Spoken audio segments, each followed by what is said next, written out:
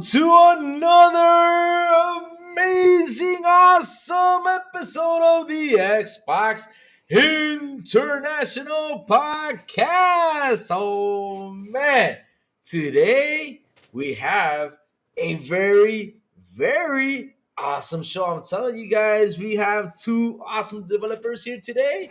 And let's start off real quick with Elaine. Welcome back for joining us on this episode. We love you so much and always for being here hanging out with us. How you doing? Thank you so much. It's a pleasure being back. It's good to see you all again. And we're doing good. That's Busy, but good. that's awesome. That's awesome. And now, oh man, new to the show. He is a Unity engineer. He co-created Money Heist 1 and 2, president and co-owner of Rangeborn Studios. Salad. Wait, is it? Wait, is it? Oh my God, I know what's going on with this. Wow. Is it Satalos or Satalos? How is it? I'm trying to pronounce this right. Zappalos. Satalos! Welcome to the Xbox International Podcast and for joining us on this awesome episode. How you doing, sir? Hello. Thanks for having me. I'm doing good. Zappalos, yep. That's me. Oh my God, I got it wrong. I was trying to pronounce it. You had one job, Louis. You had one job. I know. I forgot to ask. I'm sorry. That's my bad. Ben, you have to tell them how you came up with that, though. I'm a big Monster Hunter fan, and my favorite monster is the Rathalos in Monster Hunter, so I just changed it to a Z. Oh, cool. Oh, that's awesome. And man, let's start with you. What you been playing, sir? Playing a little bit of Balatro, a nice card game. Just came out on Steam a couple weeks ago, or a few weeks ago, maybe a month ago by now. And I was playing a little bit of Helldivers too. Oh, that's awesome. How about you, Elaine? What have you been playing? I just rolled credits the other day on Dave the Diver. I did almost everything. It took a while, too. That's awesome. I mean, I want to try that game. Is it really fun? It's really fun. I enjoyed it. But there's a lot going on in the game. They did a little bit of everything. So that definitely comes through. But I enjoyed it. I like chore games and games that make you go on quest after quest after quest. I like that. Oh, that's awesome. Is there a lot of reading into that game? Because if there's a lot of reading... I skipped a lot of the dialogue. I'll tell you that. You're like me. Okay. That's good. Anyways, now on to this awesome panel. Let us start with our captain, Silent Cypher. How you doing, sir? What have you been playing? Oh, sorry. I thought you were going to continue. I'm doing good. It's been one heck of a week. I'm very excited about the fact that we're already heading right back into the next weekend, so I can get some video gaming in. Been playing a ton of Fallout 4 since the update came out, so that's been a lot of fun.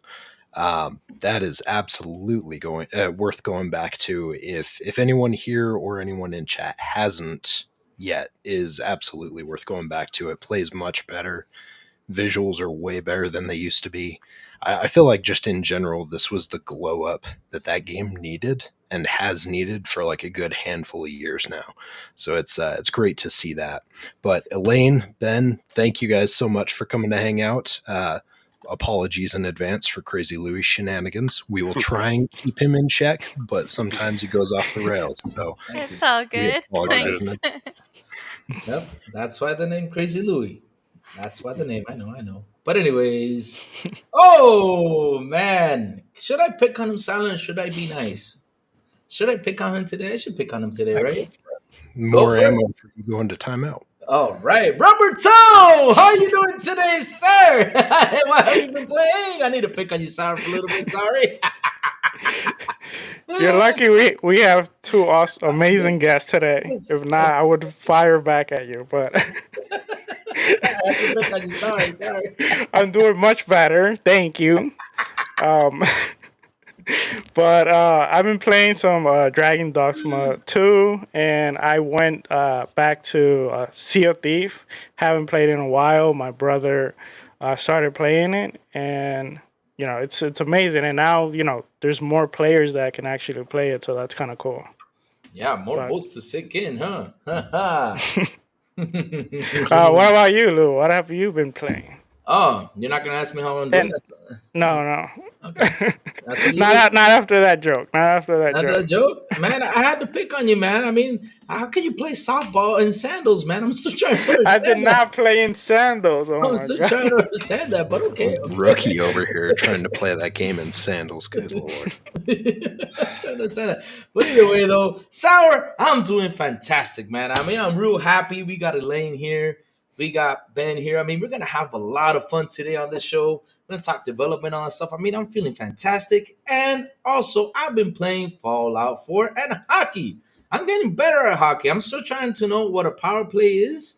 Even though I get 100 face-offs and a bunch of penalties, but I'm good. I'm doing better. I'm scoring goals now, so I'm getting better, getting better. But yeah, that's those two games I've been playing, man. A lot of fun, man. That Fallout 4 is amazing. It runs beautiful.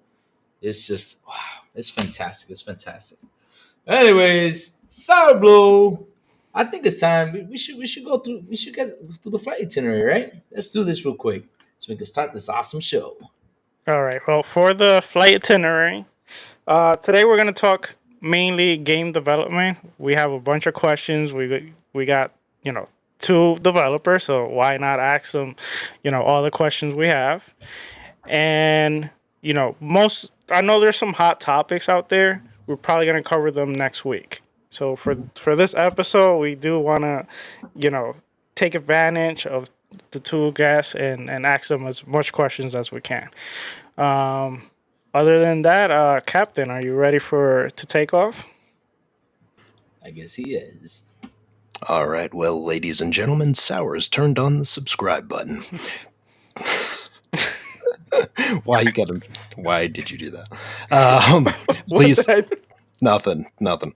Please stow your food and beverages next to your desk, underneath your seat, or in front of you. Please take your seat and fasten your seatbelt. Also, make sure that you've hit that like and subscribe button as we take off. We gently remind you that smoking and drinking are not prohibited on this flight. However, hiring the IGN cringe crew to run your indie dev show is strictly prohibited. If you have any questions about our flight today, please don't hesitate to ask one of our flight panelists. Thank you. Why are you so mean, Silent? Why are That you was so mean. mean? Come on. All right. Well, in that note, let's just jump into our amazing guest. I know Elaine have went through the security screening already. But Ben, we need to go through some security screening before we actually take off. And we have two questions that we normally ask our guests. They're both hypothetical questions. The first one, we call it the time capsule question.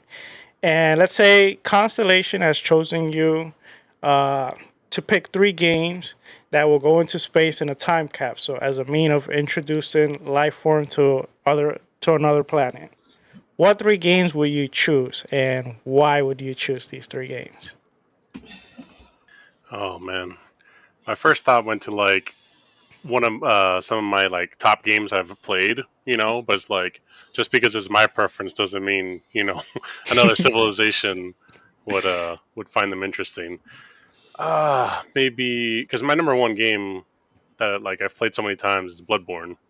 So Okay. maybe Well, send them that to make them feel a little bit of rage. um, I know how that feels.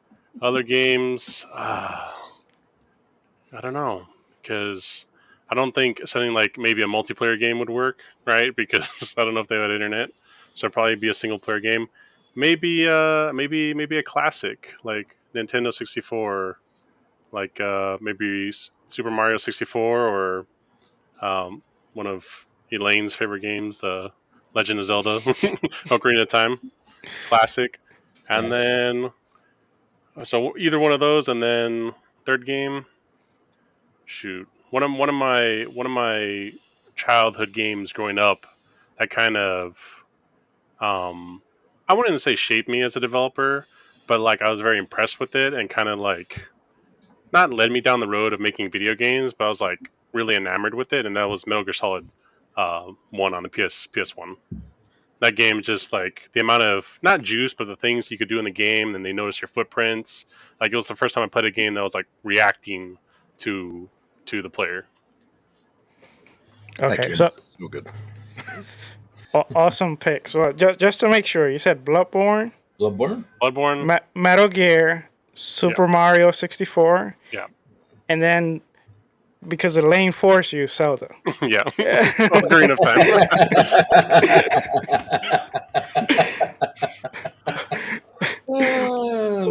All right. Well, the next question would be this was also a hypothetical question. So you're in a flight and you decided to sleep for the duration of the flight. However, 2 minutes before the flight ends, you wake up. Your gaming idol is next to you. First, who would that be? And then you got 2 minutes to basically introduce yourself and give him your elevator pitch. Here we go. Well, first of all, I don't know how I would have the space to fall asleep on an airplane because I'm 6'4". But my gaming idol is Elaine already knows what's coming. It's Hideo Kojima. Whoa. Yes. Yes. So, like I said, I've played Metal Gear Solid 1, but I've played all of the Metal Gear Solid series. So, but yeah, what I would tell him in 2 minutes, I would tell him, hey, my name is Ben. I make video games. Been working in Unity for over 12 years, and your games really inspired me to, continue game development. And I really like board games, digital tabletop games, and I've played. I'm into like painting miniatures as a hobby, and yeah, that's about it. And I love my wife. Who's probably sitting right next to me. All right, awesome answer, great answer. Especially at the end, you Right? Gotta make sure everything is all right. Always good to sprinkle that in there real quick.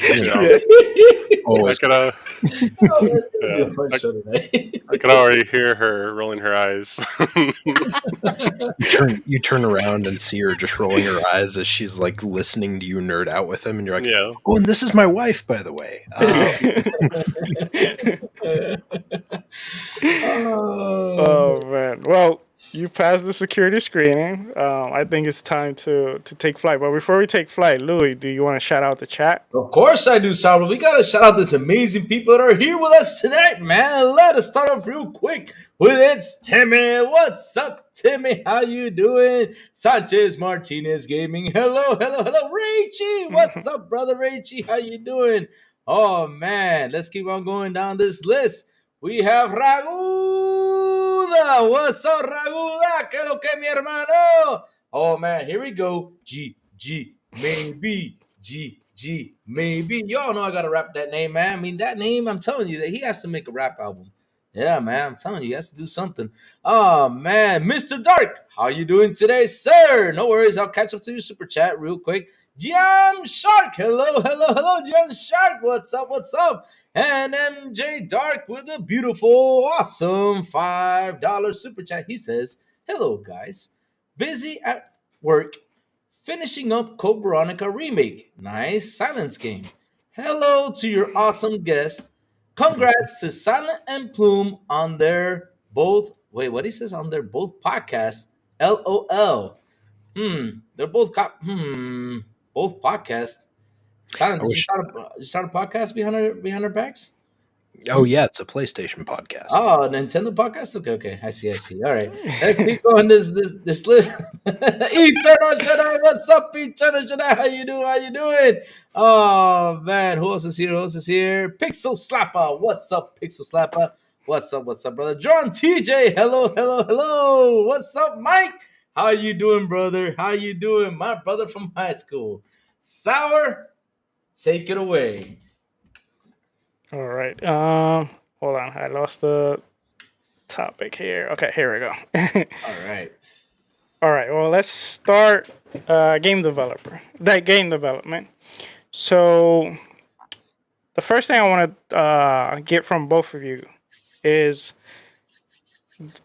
when you start. What will be how would you sum up the process of game development as simple as possible? Let's start with you, Ben. Sum up game development process simple as possible. Yes. Like from like an analogy of what it's kind of like, or um, I mean, as a programmer, it feels like banging your head against the wall 1,000 times over a course of a few years, and then you have a product, ship a game, and it's part of the journey. I think more than the destination. Um, I joke that you bang your head against the wall, but that's kind of how you learn. You can't get frustrated. It's going to be a long process. Games take a long time, and just stick with it. Okay. What about you, Elaine? How would you sum up? Well, my take would be from like the design side because that's what I do. So I would say it's a combination of dozens of skills all coming together to make something for other people to enjoy, not for you to enjoy. Okay. All right. Well, I actually reached out to to a studio, and they sent me a video, and they're gonna explain briefly how game development's done. So give me a quick second here, and I will play it on. And I just want to after see from both of you guys if this is accurate or not. Okay. All right, let's see. Hold on, because I don't have you. Okay, here we go. 3, 2, 1. All right, should be playing Welcome now. to 4K 60 FPS Studio. Studio of premium AAA games Lord. that you've Oh, never good seen Lord. before. Now, today we're going to take a tour and we're going to show you how video games are made.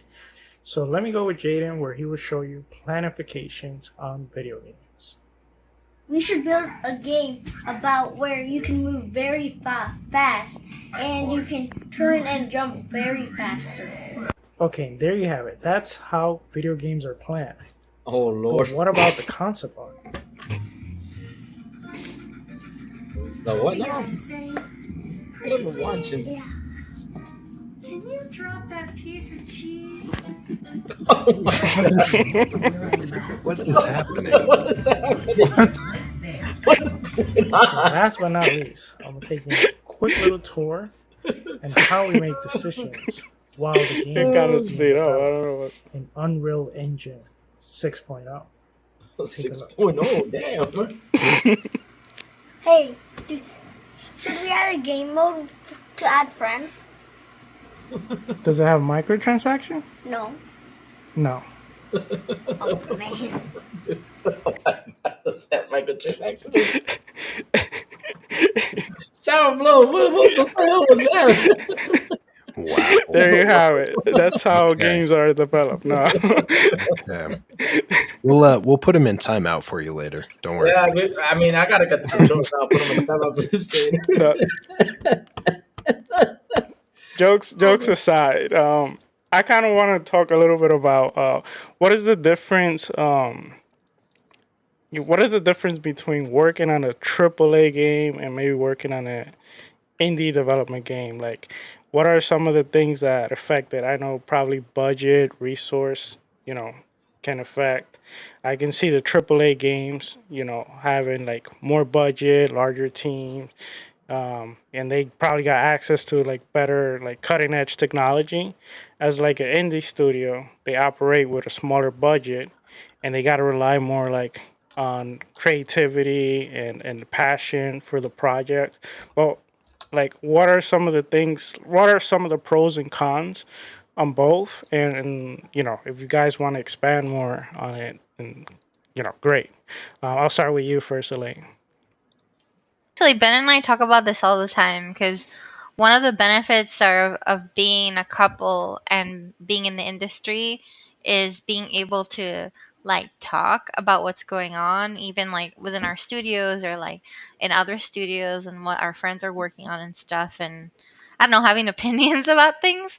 I really try to dissect it, and this is like has been a hot topic for like years since we like met. Like, what's the difference between a AAA and an indie project? And the more time passes, the more the lines between the two are getting blurred because all of the software is getting better and better. So it's like almost zero competition now. Like AAA studios are using Unreal, and so are indie developers. So it's just like we're using the same toolkits now. We're using the same like 3D modeling software, Maya and Blender and like whatever. So I think it's getting more and more blurred, and it's harder to make a distinction now in 2024 versus like maybe 15 years ago when it was more clearer distinctions. So yeah, like you said, with it's money's a big one, right? Because with more money comes the ability to hire more people that specialize in certain things. So if you if your game is really centered around like hyper realistic art with these characters that are very detailed, if you have the money to hire 10 10 artists who just focus on characters and costumes and things like that, the quality bar is even higher because you have that resource. An indie developer may not have that money and may not even be able to hire a character artist. Instead, they'll contract it out for a small amount of time and just have what they need. So yeah, I don't know. I think that AAA games and indie games are both good, and either can bomb too. You can see AAA projects that have not made any money and have to close down. So Marvel Avengers, for example, like that entire project was in the I think close to like $100 million budget, maybe even more. Who knows? And they sunsetted the whole game and laid off a bunch of people, right? But then you have an indie game like Helldivers 2, and it blew up and made millions and millions of dollars, and they never thought they were gonna be that successful, and like their servers were not working for a while. People couldn't log in and stuff because they weren't expecting the volume of people who would come in and play the game. So I think now it's really hard to tell who's AAA and who's indie, because they can go either or. Another example is Dave the Diver that I just finished. That was it's Some people argue whether it was AAA or indie because a AAA company funded that game. It was Nexon. They have tons of money, but it was a small team under Nexon that made it. So there's this argument between us: did they were actually indie or are they actually AAA because they had AAA resources, AAA budget, and the look like an indie. So it's like, what constitutes an indie? Is it an art style? Is it like the platform that it's on? And what constitutes a AAA, right? Like that's such a weird term too in the industry Yeah. because it's like, what does AAA mean? It's not an acronym. Like AAA doesn't mean anything. Some studios actually are calling themselves quadruple A, and it's like, what the hell does that even mean? It's like, are we like batteries now? It's like double A, triple A. Like, I don't understand. So I don't know. I don't know what the lines are because they have been really blurred. But all I know is that good games exist, and I don't care where they're categorized. I just hope that they are enjoyable, and that's what makes me want to put my money down and buy them. But yeah, Ben, go ahead because I talked a lot. No, Yeah, you're no, good. I agree with everything what you said. Yeah, it's hard to define. I was gonna say more add on that um, that yeah, the lines are getting blurred. The software's getting better, like you're saying. What I would say is the skill floor is a lot higher. So a solo developer or a small team of developers can make something at a higher quality today than they could 10 years ago, like back when I was in college. Like especially with Unreal and the asset stores, you can just download these high quality assets and put a game together. I would say kind of one of the major things between indie or AAA and however you want to find it is focusing on the parts of the game, like the kind of AAA games tend to have more quality, kind of more polish, like hyper polish. So it's like you made like a mirror, and then AAA just like makes it the shiniest mirror ever. Whereas with like indie, you can get a gameplay mechanic up and running pretty quickly, and then just like make more levels and kind of branch out. A good example is like dialogue, like high level, like AAA, Last of Us. You have mocap, you have voice tracking. You have the eye pupils, and because you're really trying to sell these as believable characters, and you have the dialogue, the performance. But as you step down in indie, it's like okay, we just have a character with like a flapping mouth and dialogue coming out, or maybe we don't even have that. Maybe we just have a portrait, and then the dialogue you just have to read, and some people don't like that. Um, but you can still tell a story. You could tell a story like Last of Us. It probably won't be as like cinematic or as movie like, but that's kind of the where the time investment is.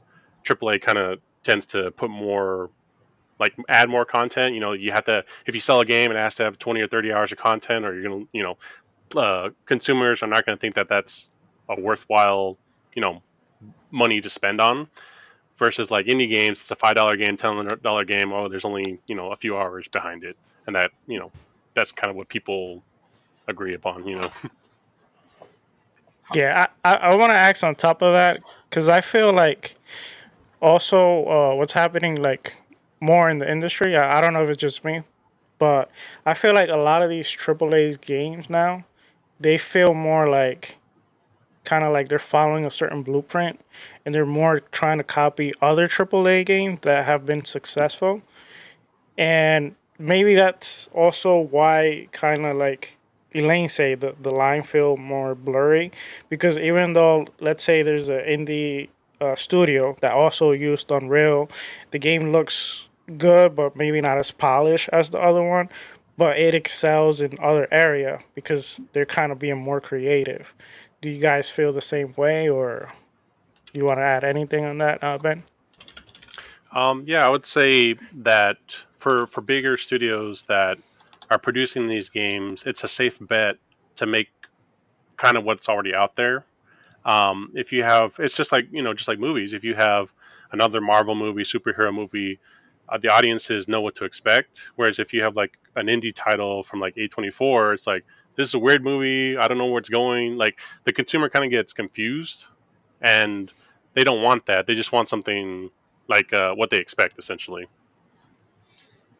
I got a question. How long between AAA games and indie games? Like, how long in time does it get to fully develop a AAA game to send out there versus an indie game? Like the time span, does it take 5 6 years? I don't know if you know what I'm asking though.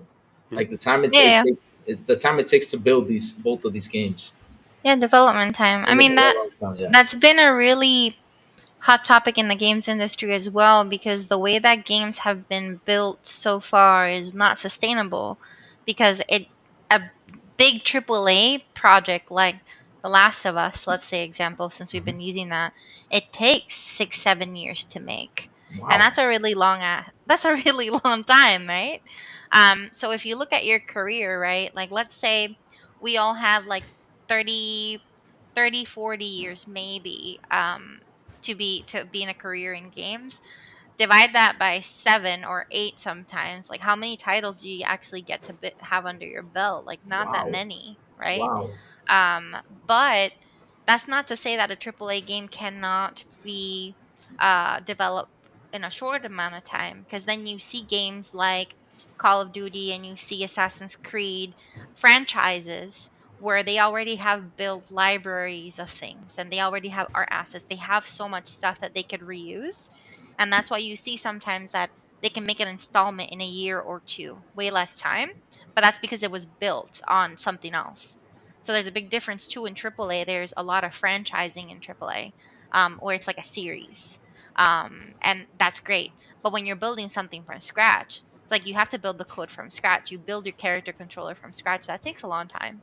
And in the development process, you don't just make it once. You continue to make it over and over again. And sometimes you need to completely abandon a year's worth of work and restart it all over again because an executive said so, or because we changed something about the design. So now it doesn't work anymore. We need to do something else.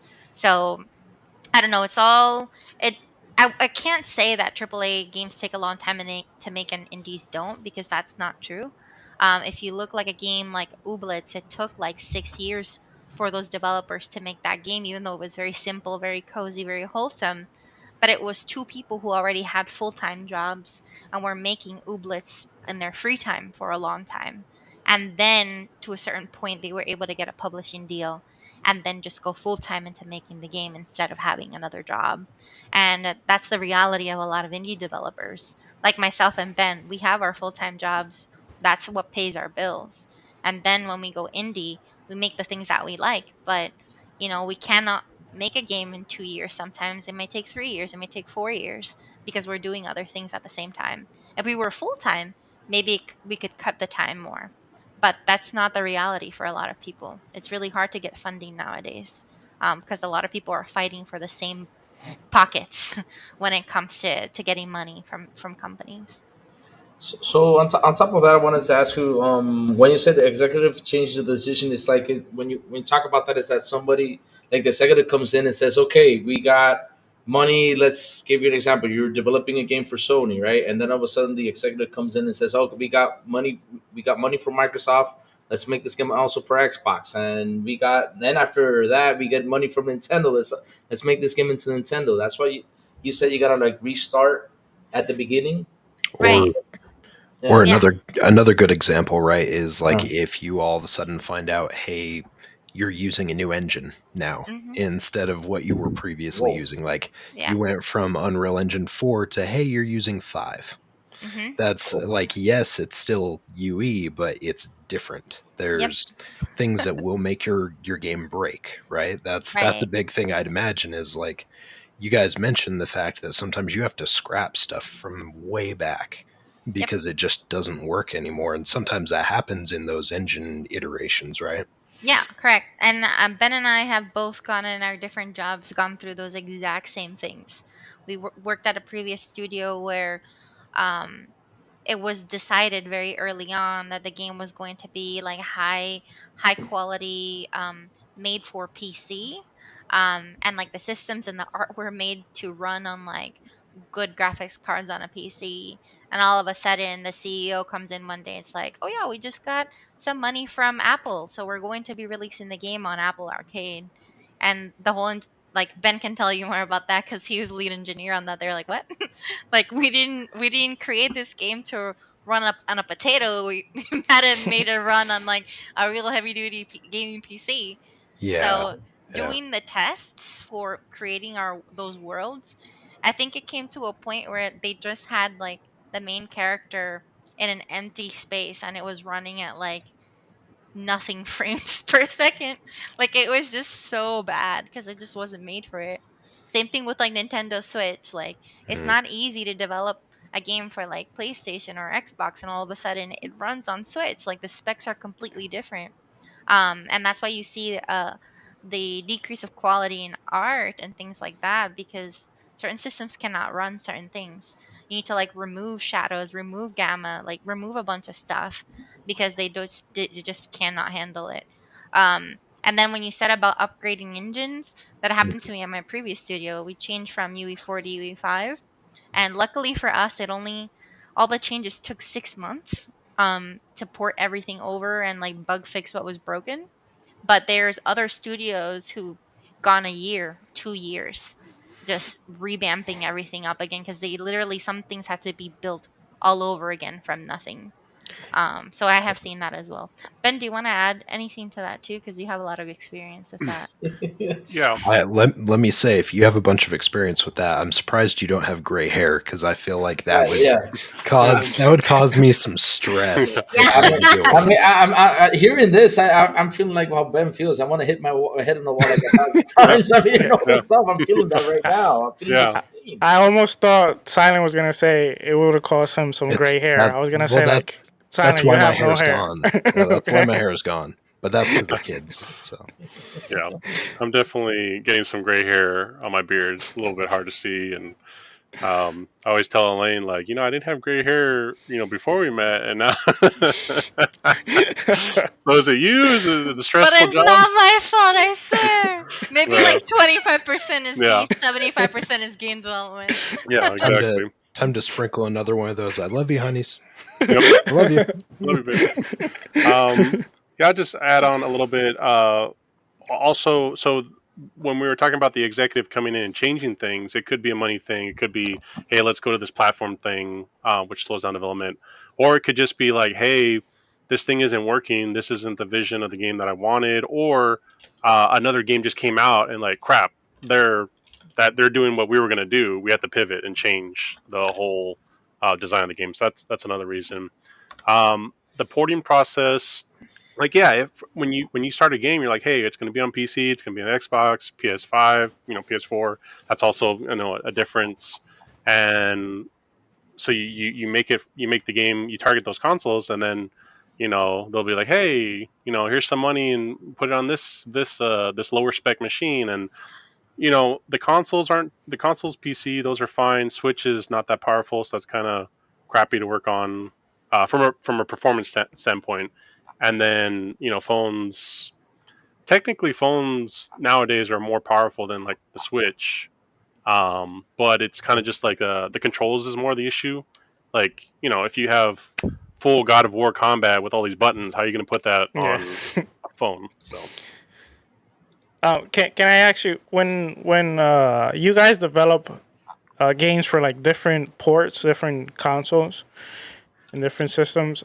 Do you guys have a separate build for each one, or could you also have one build and then you scale it to each one, or could it be done several ways? There's several ways to do it. How would that work? Well, the benefit of using a modern engine like Unity or Unreal, they have export options to those platforms. It's not as easy as just clicking that thing and saying, hey, build the game and it'll work perfectly. A lot of times there's either issues that crop up with those different platforms because Unreal or Unity didn't like think about that specific combination of features that your game has. So you have to do a little bit of like what you do is you change your code for that specific platform. So when the code is running, it'll say, "Oh, this code right here, that's for PlayStation. Okay, this code here, that's for Xbox," and it'll do Okay. that. It gets worse if, let's say, the rendering or the graphic system is really different. So now you have to encapsulate that whole part of the engine and say, "Oh, we're on Xbox, we have to completely swap out our rendering system, use this one instead of Sony because it works differently." Luckily, the consoles are basically like PC, so it kind of you don't really have to worry about that. But more often than not, what breaks is like graphics. Graphics tend to break a lot because they just have different graphics cards, and you just there's just weird math things that it just breaks and your screen turns pink.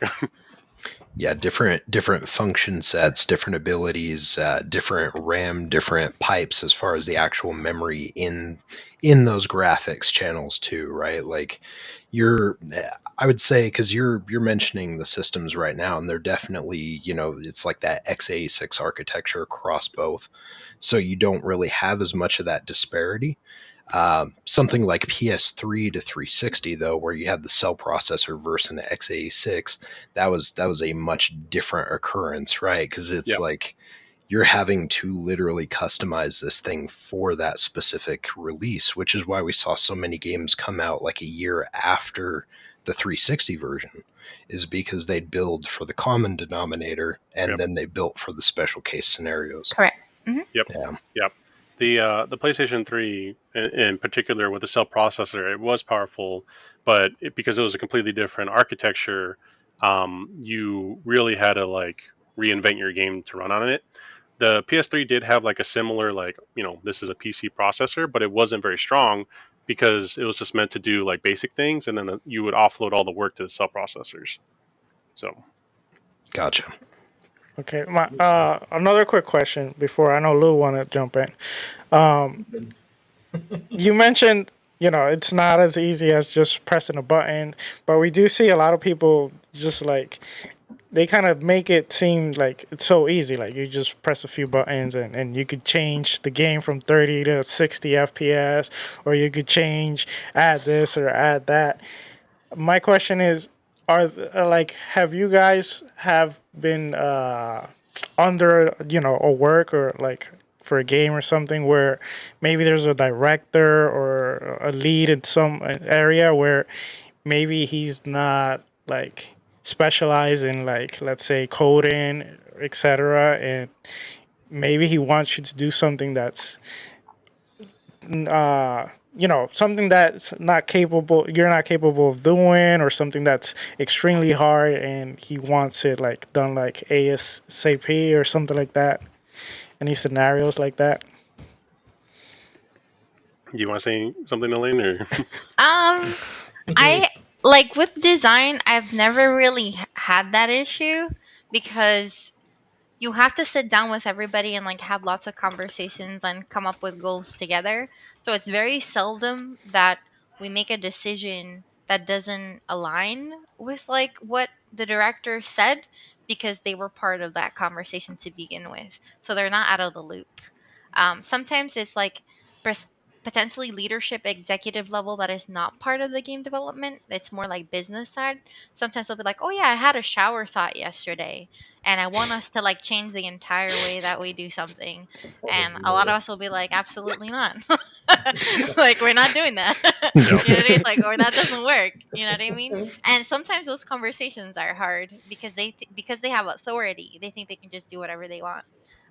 But usually we lean on other team members, like the project managers, the producers, to be like, hey, can you show them what it would be like to change something like that? Oh, it's going to take 8 months. And they're like, okay, never Right. mind. Yeah, We don't you want ba- to do that. you basically use them as like a buffer, so that way Right, like they deal with that conversation while you can right. still focus on just doing your work, right? Correct, yeah. Yeah. So like at my job, like for in my full time, that's usually has not happened. However, when Ben and I developed a game together last year called Blinkland, we were working with a client as indie developers. And that's where we got a really bad experience where this client, they signed off on a pitch. It was like a single player situation, kind of like Mario Party style gameplay with mini games and things like that. And almost a month before we were due to release, which we were bug fixing and just polishing things, not adding anything new, they were like, yeah, we want to make this multiplayer. How can we add leaderboards and like all this stuff? And we're like, what? no? Like, I was pissed off. Like Ben like would have to be like, you just calm down, like breathe in, breathe out, like don't send in the angry email. And I'm just like, no, screw you, like this is not what we signed up for. I But couldn't even they just had imagine. Yeah. no idea what was happening. And I just broke it down. Like Ben and I sat down together, we broke it down. We're like, okay, gonna you want leadership, like leaderboards or a multiplayer? This is how many months it would take, and this is how much money we would need extra to develop it. And like same thing with like really strange changes that they wanted us to add. It was like, this is how much it would take, this is what it would mean, we can't easily do this, and this is how much it's going to cost you to do this. And when they saw the tallies of how much money they would need to invest and how much time, then they started to back off a bit, and out of like the list of 10 to 12 things that they wanted, they got maybe two of them. Do they generally back down quite a bit when you present those, like, that hard data for them to see and actually realize like what this means in a larger scope? Or do you have people who come back to the table and are like, well, we don't like your thought on this and we want you to do this in this like this crunched up time instead? We still want these things. Like, do you have people more aggressive about it, or they usually back down pretty quick? This client is actually pretty aggressive, both in like meetings and like emails. So they were very difficult to work with. I'm not gonna lie, but the data did help, because if you just say no, it can't be done, that doesn't hold any weight to them. They're like, Right. well, is it just because you don't want to do it? Like that's not good enough. That's not a good enough answer. So yeah, coming up with like always money talks in anything, in any business, and making games is a business and it's a product. So when you show them the costs, and we show them the liability, you show them that they're not going to get a good return for their investment, then they're like, okay, I don't want to do that, I don't want to lose my money. But some of it, sometimes they don't budge, and we make the change that they want to see. And Ben can actually tell you about that. Like in that same project, we had to change colors of some trees because they didn't like the colors that we picked. So they wanted, instead of the purple trees, they wanted red trees. So we changed the tree colors. And then they were very specific about the way that they wanted the text to show on the game. And they specifically called it, what did they call it, Ben? They call it Title case. title case. So literally it's like every word, it's like capital letter first letter, everything Oh lowercase, capital letter lowercase. It was no. looked terrible. But we're like, okay, that's what you want, here you go. And then we made the build and we sent it to them. When they saw everything, they're like, can you please change it back? Yeah, We don't want it anymore. So it's like yeah, sometimes you just need to do the thing that you know is not a good decision, but yep, just to show Just to them prove it to that them. Yeah. exactly that they yep, don't know what they're doing, or they don't know what they're talking about. Oh yep. my And God. that in that specific instance, it's easier just to have the text, normal. So I had to write code that went through each word and capitalize the first letter Right. based on a series of parameters. Because I'm not going to go in by Yeah, hand retype and everything. retype everything. Yeah, that's what I was gonna Yeah. say. Is like you have to have a specific flow to do that type of Yes. thing. It doesn't just come in most text packs. Like that's Yeah, just not a Right. thing. yeah. So I'm Nobody reads like, like that anyway. Like yeah, who reads No, like that? no, yeah. no. So I wasn't about to do it, manually. Programmers hardly ever do anything manually. We usually, we'll make a Automate script or everything. something Yeah. and automate it. So when they came back with that, I'm just like, okay, delete. Exactly. I mean, I Yeah. already want. I already want to kill him. I'm sorry, but I already want to go ahead and kill him. Like I couldn't do this. I couldn't do this. I mean, It a was month, frustrating. a month before. I mean, a month before they're like, "Oh, let's make some changes." I Yeah. mean, oh my god, oh, I'm already getting agitated with this Yeah, thing. it was frustrating. But you know what? Oh, Like there's silver linings, because the money that we received to that, we were able to pay off all of our contractors, and it paid for like pretty much half or 75% of our wedding. So it's Nice. just like that's why we took it on too, because we had financial goals that we needed to meet. So it's just like, all right, we'll deal with certain jerks and like bad decision makers, but we'll still make a good product regardless of how difficult they were to work with. Our names are still on it. We want to make sure that it looks good, that it runs good, and that we made the best decisions that we could with the constraints and like the issues that they gave us. I actually, I had a friend in game development side of house that ran into a similar situation, right? Of having to decide like, was the juice worth the squeeze to get that extra financial backing? Because it was an actual, so it was a licensed title, and they're like, well, if we do this, the money that's going to be on this thing on the back will allow us to expand our team, allow us to expand our actual studio. So, do we do this and deal with the headache, or do we Right. say, like, no, we can't do this and risk the possibility of that causing us issue down the road, right? Like, that's Hmm. a tough decision on a larger scale. I can't even Right. imagine on a more indie, like, dev scale like that, too, where you guys are Right. trying to decide, like, how this impacts your day to day lives and your Right. actual lives outside of the business, right? Right, exactly. And that's why you see like some indies that get deals with like, for example, when the Epic Game Store came out, a lot of indies were getting deals from Epic so that they could get exclusive rights to sell the game on the Epic Store instead on Steam and stuff. And they got like really good deals, sometimes like $500,000, $1 million, $2 million. And that could sustain the team, for more than just the development of that project, but maybe invest into a second project or something like that. So it's definitely these very personal decisions that you make, not just for yourself, but like your company. It's like, do I want my company to have a little bit of money in the bank down the road for emergencies, or like you said, hire a new team member that maybe we couldn't afford and now that we can, or maybe give us the ability to actually quit our full-time jobs so that we don't have to worry about it and just go full-time indie. Like those are really big like life decisions, that come up from these type of things, and like you said, they're like really, it's a big deal. It's not just like, oh yeah, we're just doing this for a very superficial like purpose, but it's Yeah. like really it does affect and impact not just yourself but everyone around you, including your family, And it right? can have a ripple effect for a long time to come, depending on what Exactly. that situation is. Yeah. Yep. Exactly. You want to add anything to that, Ben?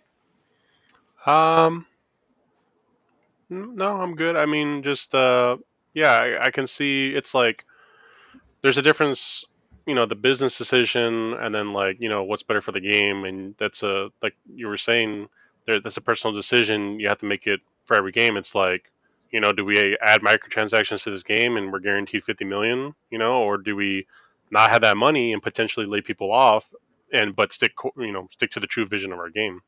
It's a tough decision. You can't, every case is different. I could see that for sure.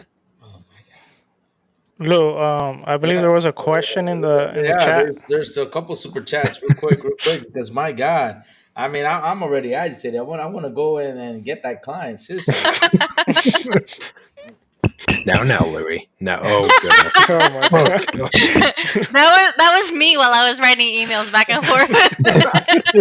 I can imagine that. I mean, oh my God, a month. I'm still like trying a month early. Son of a, oh my God. That's just Oh an yeah. inconsiderate decision that, like, the person Yeah. that's when you know that someone is super out of touch with reality and with how Exactly. things work, right? Is Yeah. like you can't just drop that on someone and be like, yeah, I want you to Yeah. change the rotation of the earth tomorrow. Right, If exactly. you could do that, And, that'd be and great. we actually even got those requests from the same client, and it would be like 11:58 p.m. and they'd be like, "Oh, for the bill that you're sending us tomorrow, can you like make all these changes?" No. I Nope. was like, "I'm sleeping. Like, I can't do anything for you." Oh my God, seriously, I couldn't live like that. No, I couldn't live It's like too that. much. But anyways, let me jump real quick to these awesome super chats, man. Eternal Shaddai with a beautiful, awesome $5 super chat. He says, ask Ben why he didn't choose, what is it, Gigante, as his favorite game. Remember, XBI podcast en español is better. Laugh out loud, great show. Eternal Shaddai? No. Wow, should I see That's what Wow. that's how it is. All right. Hi, Eternal Shaddai. Sour from now on, do not announce your show on here. That's a rule now because they say they are better than us. That's what we're gonna do to them. You want to be like that? Let's compete then, sucker. I'm getting you for that. No, I'm just kidding. We love you, Shaddai, for that super chat. And oh man, here it comes. Another super chat. But before that, GM Shark is a member for 6 months economy class. Thank you, sir. That is awesome. And now Eternal Shaddai with another beautiful $10 super chat. He says, question for Elaine and Ben. Can you please explain to us why studios knows that this gen games are about 60 FPS, but give us 30 FPS, then on later time goes to 60? Do they love being criticized? oh wow. All Wow. right. That's a good one. I mean, Ben, you can go first since you had the engineer perspective on that. Okay. So from a purely technical standpoint, I you can do the math on this. A standard 1080p screen, that's 1080 by 1920. What is that? Where's my calculator? Oh, Lord. That's it. The He's math's being an getting involved engineer right now. now. You're an engineer when your calculator is on your taskbar of your computer. We're just always doing calculations. So 1920 by 1080, standard HD resolution. That's 2 million pixels. If you multiply it by 30, because you have 30 frames in a second, that's 62 million pixels that have to be updated every second. And so that's 2 million. If you go to 60 FPS, that's double. So you multiply that by 2, that's 124 million pixels that have to be updated. Now that's just on a 1080p screen. So with the newer consoles, the newer TVs, you don't even have 1080p anymore. It's like 2K, it's 4K. So, geez, what's the 4K resolution? 38. Oh God. Oh, hold on. It's like 38. Oh goodness. Sorry. Hold on. It's 3840 Yeah, 3840 by 3040, 2160. 2160. Yeah. times 2160. That's 8 million pixels. So multiply that by 30. That's 248 million pixels for 30 FPS. Multiply that by 2, you're at half a billion pixels that have to be updated.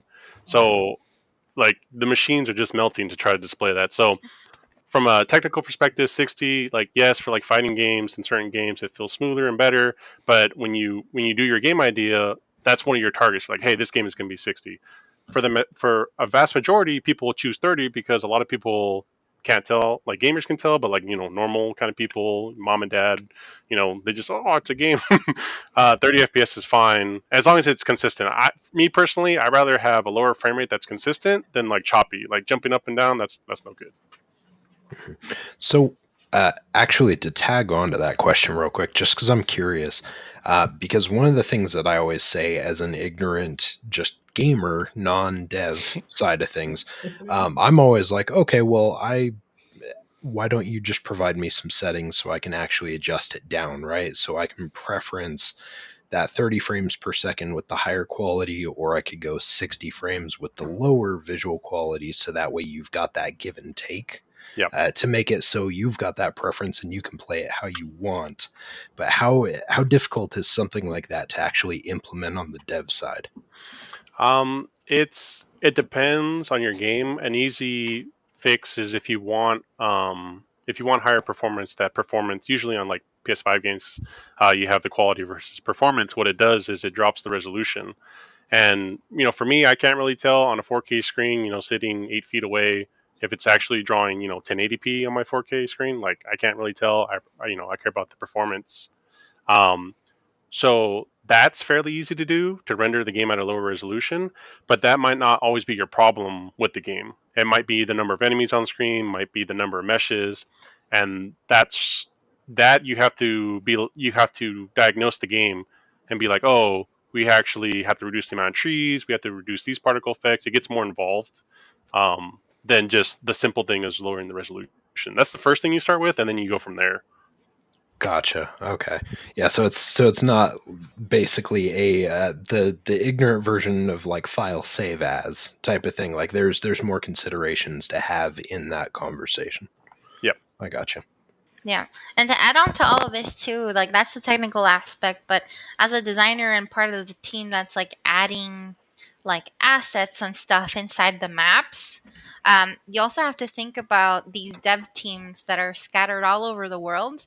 So there is a level designer adding stuff in like the Ukraine, and then the next morning somebody in Canada is looking at something and adding some other stuff and removing stuff, and there's this constant flow of things being added and removed inside different levels and different things.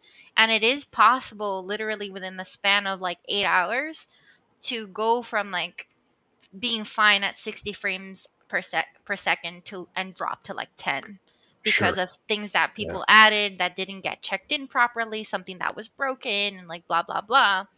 And this often happens a lot with AAA games that have to meet a deadline, where it's just like no matter what you do, whatever, March 25th at 11 p.m. is when it's going to get released. And everybody's crunching, lack of sleep, working 16, 18-hour days, working Saturdays and Sundays, and all this stuff for like months at a time.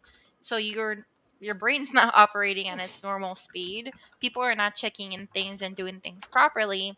And that's why sometimes you get a release that just is so buggy when it gets put up on whatever the PlayStation Store and people complain about it, and then they do a hot fix like a day one patch to fix certain things, because that things just happen. It's just the nature of some AAA development. It's just not sustainable, right? Hmm. And when you're overworking people and they're not getting sleep and things are not getting flagged because of just the sheer volume of things that are happening every single minute, like leading up to the deadline, it's just bound to happen. Like before, 20, 30 years ago, maybe, when we didn't have, pre-order, pre-download, like streaming of games, and things were placed on a hard disk, you had to be very careful with what was getting placed in that disk, because that was it. there is no updating, right? But there's a lot of differences too, because the technical limitations and like things were just different 20, 30 years ago. We didn't have the same quality in graphics and the same technical and like systems and things like that 30 years ago, right? So there's also, we have to understand too, you cannot compare the way that games were developed, you know, 30 years ago to now. It's just not the same. So the quality bar has come up, but also the complexities and the issues have gone up along with it. So I always say, like, give game devs a lot of grace because everybody does work really, really hard to meet those deadlines. And sometimes it's not the fault of the devs. They know stuff is broken, but we have to abide by what the company says. And if the company says we're releasing even though it's broken, we're going to release broken, and there's nothing we can do about it. Yeah. Unfortunately, like you said, things have changed, and in this generation of systems especially, we see it constantly. You're always seeing that game that releases with bugs and issues, and it's got the hot fixes. Like it's just kind of become a regular accepted thing now. Management isn't concerned about the optics of it because they can fix it. Like you said, they still have the ability, versus back in the day, if you released a buggy game, it was buggy forever. It was crashed forever in that section Right, unless someone exactly. came along later and put it on PC or something so they could mod it or whatever. Right, exactly. And somebody said in the chat, like, people are saying that crunch isn't real and that game developers are lazy. Like, Oh, it's real. crunch exists in any field. Like, Mhm. go to, like, let's talk about like COVID. When at peak of COVID in 2020, doctors and nurses were working like what, 48-hour shifts, like 72-hour Yep. shifts with no sleep because of it. So many people were sick all at once. It happens. Like, crunch is real. People get overworked. People have died as game developers from lack of sleep and not eating. People have had medical issues. I know plenty of people who have heart issues, blood pressure issues, a lot of things because of the sheer stress that we undergo making games. Wow. And a lot of these folks come from AAA companies like EA and Ubisoft and have worked on like, you know, Mass Effect and all of these great games that people love, but they literally blood, sweat, and tears and reducing themselves to nothing and paying the price for all of that now. Yep. And that even goes all the way up to like Hideo Kojima. I shared this with Ben because at my current studio, one of my coworkers worked with Hideo Kojima at Kojima Productions for something like 13 years or something like that, and he was very, very close. Worked very closely with Hideo Kojima, and most recently, before he left to come to work in the United States for Halo for 343, he had the decision. He had to make a decision whether he wanted to like stay with Kojima or not. And he said no to Hideo Kojima. He's like, no, I'm not working for you anymore, which is wild for like somebody to think like, why would you leave? But he told me it was because there were periods of time where he lived at the office, like he had a sleeping bag and he would sleep under his desk and he would not Wow. see his family for months at a time. That's too He's much. and he was like, this was ruining my life. And he's like, and he had to leave. But everybody's so faithful to Hideo Kojima because of his vision, because of like, you know, having that in your resume is like career and life changing. Some people are just, they will not leave their side, right? But it does affect you, and that stuff is real. Just like in any other company where people are getting abused and overworked, it's the same thing in games. We're not immune to it. It's still a business, even though it's a cool business to be in. Yeah. Wow, Wow. I'm That's speechless. crazy. Me too. I know, right? Never worship your heroes. Because you never know what's going on behind the scenes. Oh, Lord. All right, real quick, I found this question in the chat, and it's from Elvio. And he says, "Hi guys, I want to know about." Actually, let me put it here. I want to know about what they think about big companies like EA supporting indie games like Tales of Kizera, probably gonna butcher that, and their EA Origin divisions. Thanks. Do you have And opinions on it, Ben? Um, I I haven't heard of the division, the The EA EA. Origins. Is that It, just because I know that's like their storefront, right? it's basically like, to my understanding, they have like a division where it's kind of like it kind of works like Xbox publish like the Mm, publishing side where they Yeah. party with other like studios and they basically publish the game for them, something like that, I believe. okay. Yeah, Microsoft Xbox has like the ID like division, and they pick up a lot of indie games. So something like that. Yeah. All I right. mean, I don't know the specifics about EA, but I mean, if they're willing to publish, pick up indie games that Mhm. might not get funding otherwise, I feel like that would be a good thing. Right. Yeah, I don't think it's a bad thing. It's nice to see the support from AAAs to indies, because it costs so much less to support an indie. Give a project, an indie project, $2-3 million compared to like 80 million, 100 million for something else. It's like you can get good product with good downloads and like a good community with less money. And that's possible.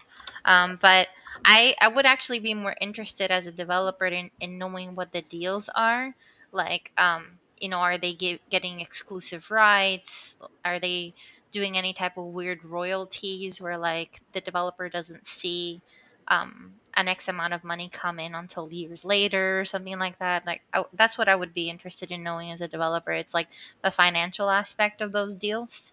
It's like it looks nice in theory, right, that you get funding and get released under a big name, but it's like at the cost of what? Like, are the developers actually going to get paid? Are they going to see some of that money coming in? Is it in benefit to them, or are they getting it taken advantage of?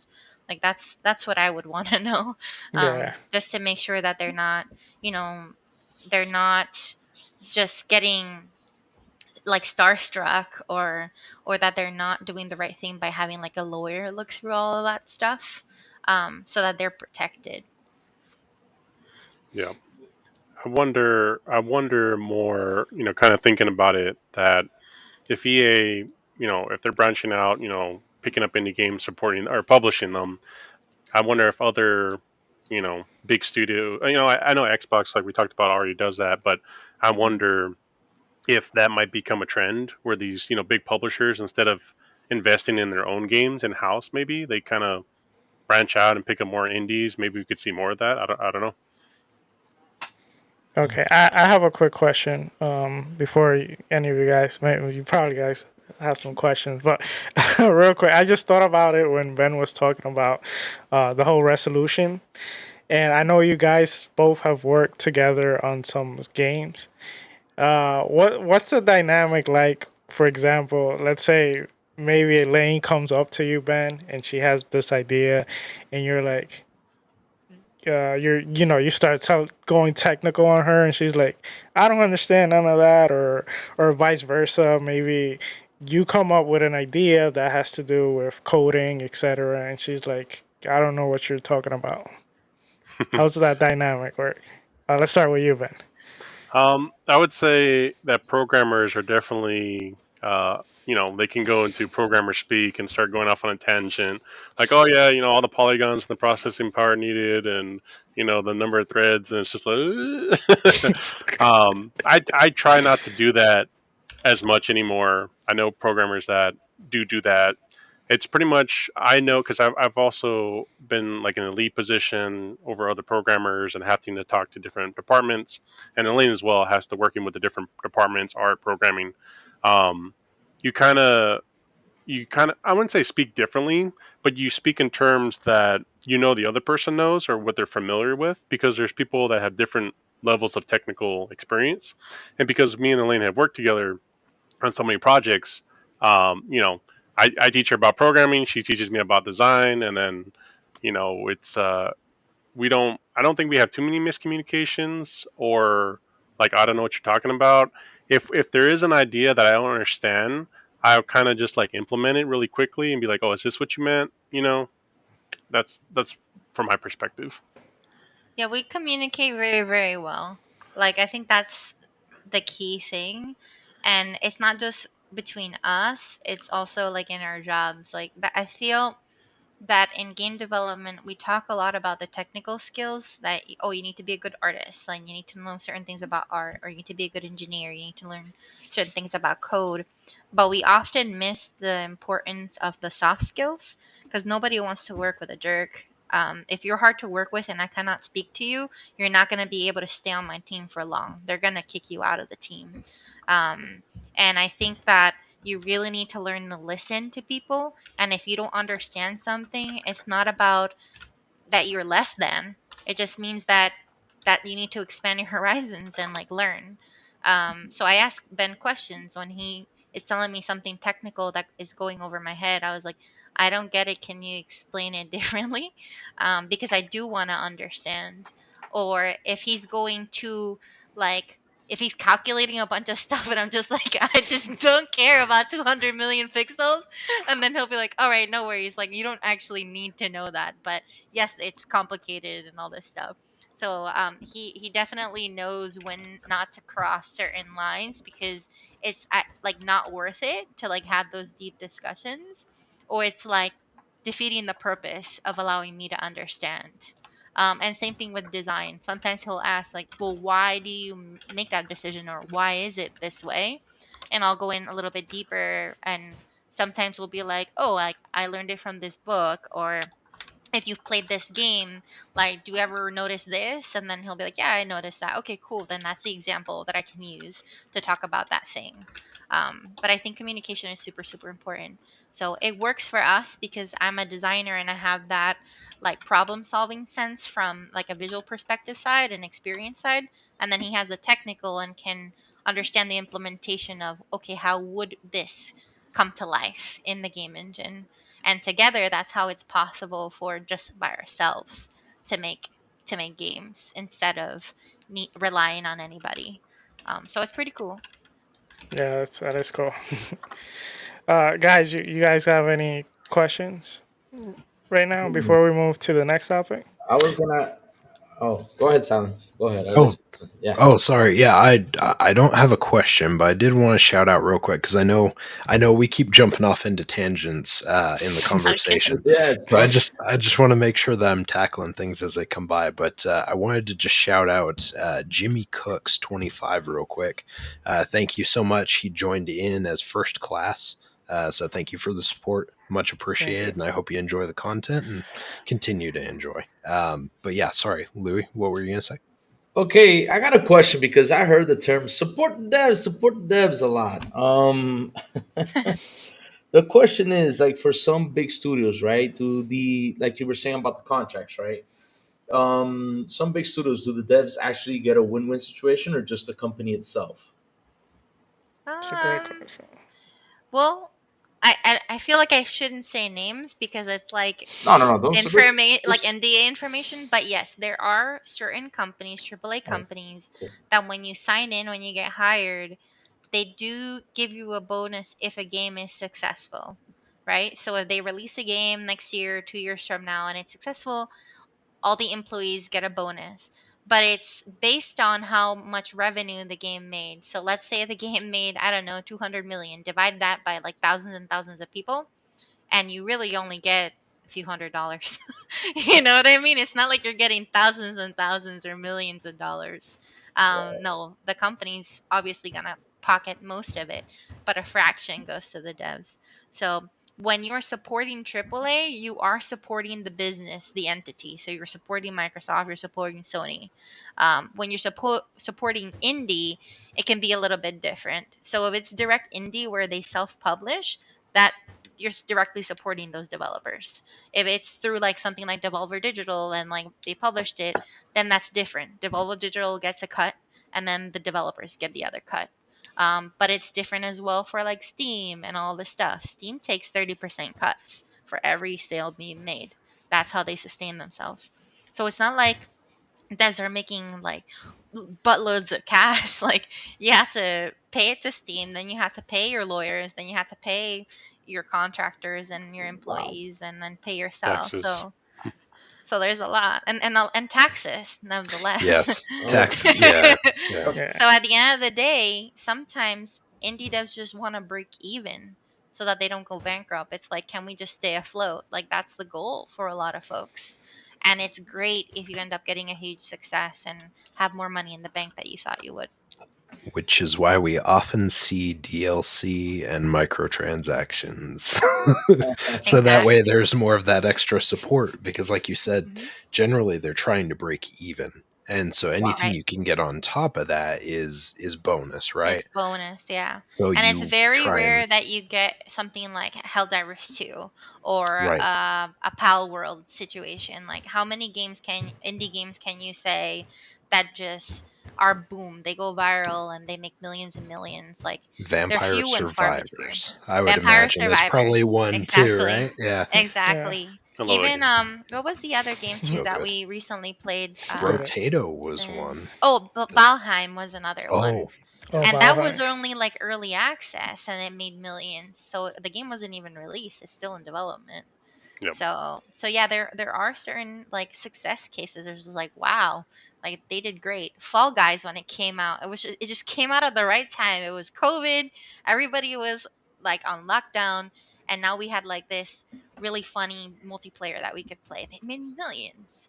You know what I mean? So it really depends, but it's not the majority. The majority of games don't have that. It's really like hitting the jackpot, which doesn't happen for everyone. Oh, dang. Yeah. All right. Well, let's move on to the next topic. I want to get a little bit into some AI in gaming talk, and I just want to, in general, first your opinion. What do you guys think about AI implemented in gaming? Is this a good thing? Is this a bad thing? Can you guys tell us some of the pros and cons? And I'll start with you, Benton. Going more technical. Yeah. Um. Well, one of my pet peeves is I hate that people call it AI because it's not really AI. It's like, because when you say AI, that's an umbrella term. Like, what kind of AI are you talking about? Are you talking about machine learning? Talking about large language models, LLMs? Are you talking about what I have to say now is like, oh, I work on traditional AI. I work on behavior trees, state machines, utility AI, goal-oriented, program planning. Um, I think I think it's an interesting tool. The technology is definitely cool. Um, I think in certain applications, I think the point is that it's meant to be used as a tool and take away the tedium of doing certain things in video games. Like I think someone I just saw online that Final Fantasy Rebirth or the newer one, they used AI to help with the lip syncing, and they used their own video game as a source for the data. So it's not like they grabbing someone else's data without permission. They're like, hey, this is an application for that AI, and I think that's really cool. So I see it as a tool, and in those cases, it's nice. But where you're profiting off of other people's work and selling things, like that's not as good.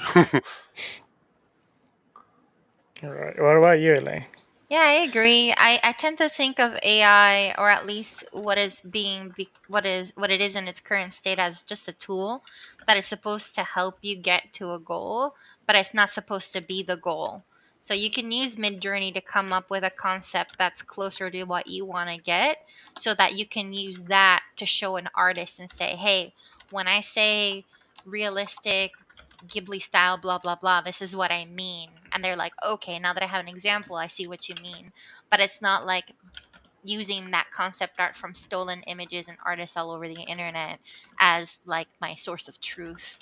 And try to put it in like a pitch deck or something like that to give a false sense of illusion that I made something or had something created when I did not. And I don't think that's right.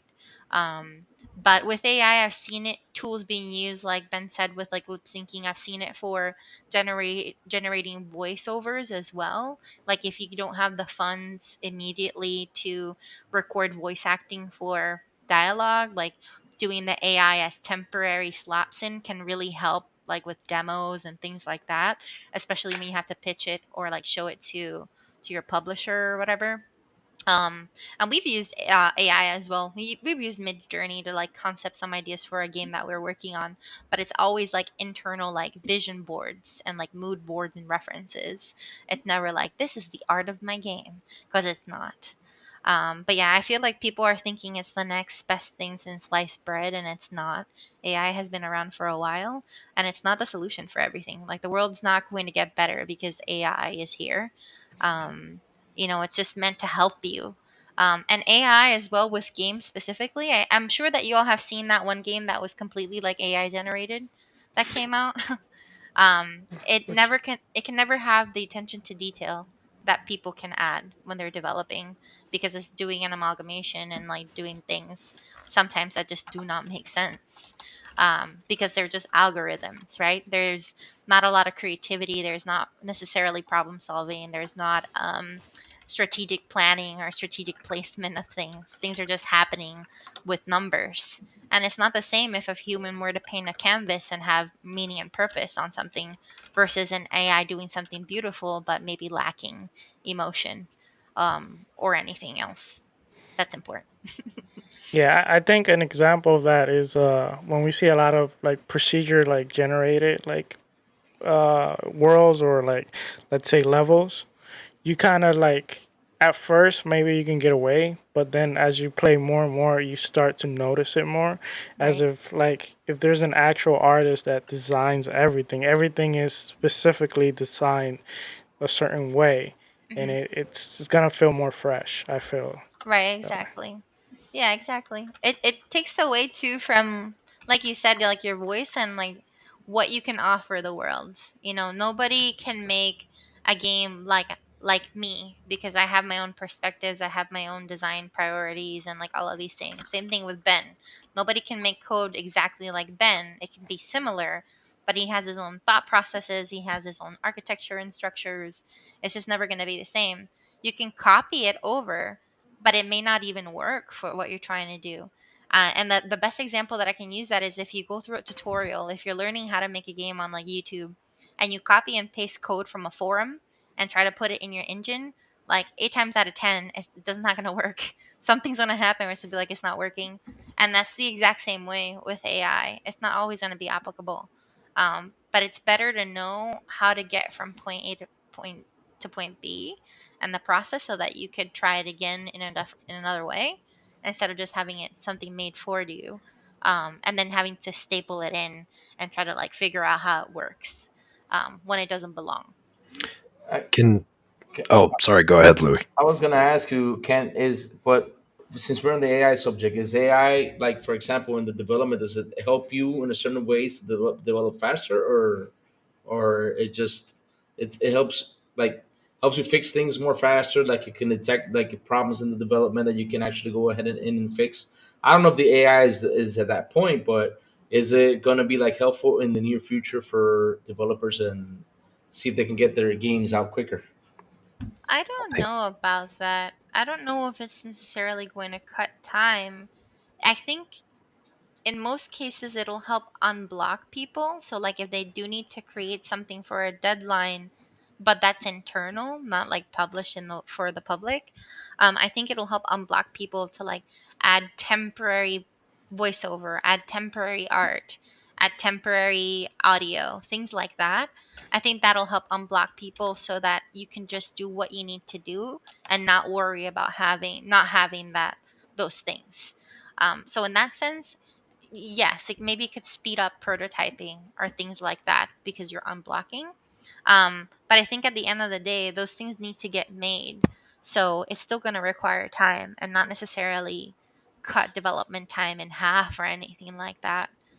Oh, I don't think that will be the case. okay. But Ben, maybe Yeah. you have more to add on that since you're Um, an engineer. there is some AI tools that will look at your code and kind of give you suggestions or help you write it. Um, it'll help make suggestions, or it can really help with like documentation. Like if you don't know exactly what the code is called or the API calls, it'll like suggest things to you. So for that, it's a nice little tool. And in some cases, there are AI where you can have it generate code, but most of, I think, like Elaine was saying, they're kind of like one-offs. So you can have code generated that says like, oh, make me, a random terrain, like, but the code side of it, or make me a code that will spin an object. And all the examples I've seen are very like rudimentary, and like you could just find someone's example and then just kind of modify it for your needs. You don't necessarily need AI to write it from scratch, because that's really all the AI is doing. The AI is looking for kind of what you're talking about, and grabbing it from the internet or wherever, and just like, oh, here it is. For more of the complicated systems, I don't think, at least right now, you're going to have AI that's like, hey, let me make this whole like audio manager system, this audio reverb system, this you know procedural generation of the terrain system, because there's so many moving parts. I feel like AI can only give you like little slivers, like, oh, I can write this function, I can do this little thing, but anything higher level, you're going to need a programmer for that. All right. Can I say two things real quick in regards to what they're talking? So Ben, you mentioned obviously that like, it's those rudimentary things that it can do. And I've seen that as well, right? Because I've actually played around with like AI helping me put together a power automate or do like a specific script or something Yep. like that. And in very base levels, yes, like you're saying, like you can get it to help you with some of those things. But if you need a more granular or like a more detailed version of that code, that's where it starts to fall apart, right? Because Yep. it's going to try and give you suggestions, but it can't just give you the answer, because unless you're like literally dropping that code right in to say this is what I need a fix for, like it's not usually going to work, right? Yep. So for base level stuff it works great. But yeah, anything more technical, like you said, you're going to need an expert, right? And then I just wanted to say I appreciate this AI conversation with you guys, because I feel like for a long time when we hear people talking about AI in video games, it's a lot of the sky is falling, the sky is falling, Mm-hmm. people's jobs are going to be lost Lost. because they're going to replace the voices, they're going to replace the artist and blah blah blah. And I really want to hit on that same fact that you guys brought up, is there's going to be a very generic feel to those games because of the fact that it is, again, we go back to experts on this, right? It's going to hit a base level, it's going to do certain things, but it can't replace an expert in these different coding scenarios, because those scenarios are very granular. They're very detailed. There's a lot that has to go into those situations. So I just like it, because like I feel like a lot of people are constantly like they're just going to replace everyone. That's not what I think people should worry about. Right. The generic feeling of something that's created only by AI, that's where you start to see, like, I think where the actual conversation is. But people like to kind of panic and act like it's doom and gloom and it's going to get rid of anyone who's being hired for these positions. There's always Right. going to be someone who has to kind of puppeteer things in the background to make sure it doesn't break, right? Mhm. And that's where the devs come in. Right. Yep. Yeah. And I think also there's misconception too that AI is like this new thing, right? That is just getting implemented everywhere. It's been around for decades. And like it's been in medicine, it's been in pharmaceuticals, it's been in like car factories. Like there's automation and like systems and algorithms that just repeat things and learn things. But at the end of the day, in all of these industries, there's always still human beings that need to QA all of that stuff, because machines are machines and they're bound to mess up. They're bound to not flag something. Something is bound to happen. And so you still need human beings to make sure that like, hey, is this up to par? Is this Yeah. up to quality? And I could see that like my mom, for example, she works in pharmaceuticals in quality assurance of systems.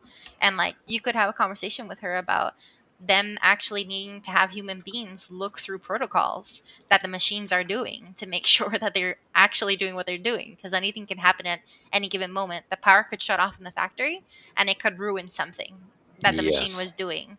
So it's like, okay, let's revamp and go through protocols and let's make sure that everything's working. So it's nothing new and it's nothing to be afraid of either. It's there for you to use, and there's pros and cons, right? But for it to be the answer to everything, and for it to fix the world, for it to like replace the games industry or any industry in that vein, like it's not gonna happen. It hasn't happened in the last decades, and I don't think it will happen anytime soon either. We may see more use cases for AI, I think, in different ways. And I actually recently went to South by Southwest, the conference in March in Austin, Texas. And when I went to the expo floor, I told Ben this, that everything was AI. It was AI in hiring, AI in agriculture, AI in um, like pharmacy like management, AI in gardening. Like there was like AI in everything, including in like the military was also there. So it was like AI in like the CIA and the military and like blah blah blah. And I was just like, what the hell is going on? Like everybody wants to use AI, but they don't actually know how to properly use it, Yeah. and actually get good good outcomes from for their implementations. They're just saying it because it's a buzzword and trying to get people to like flock in, Yeah. but they actually don't know like what is the purpose and intent behind it.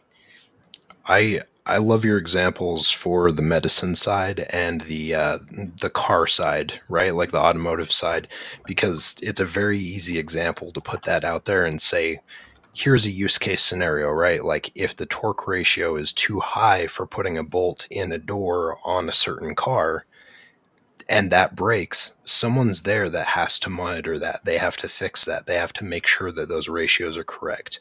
If someone has a system that's filling in like medication pills, like caplets, for example, you have to make sure that those ratios are right so that the weight is correct, so that the milligrams, everything is correct. So you always have someone back there in the background that has to monitor these things. They have to do those checks, because if the system isn't getting the care and like basically like the rework that it needs, it can then damage the machine or system that it's working on, which then has a ripple effect across the board. Like there's always going to be people involved. It's just there will be more unique ways, I think, for them to actually implement it as time goes. But it's not Right, getting rid of absolutely. everyone's jobs. Exactly. Yeah. And it's Um, interesting too about those two examples, because both like automotives, or airplanes, any mode of travel really that gets built, and medicine, people's lives are at stake. So if things don't go right, people die. And I think that's also like a variable that we also need to consider when we make games necessarily.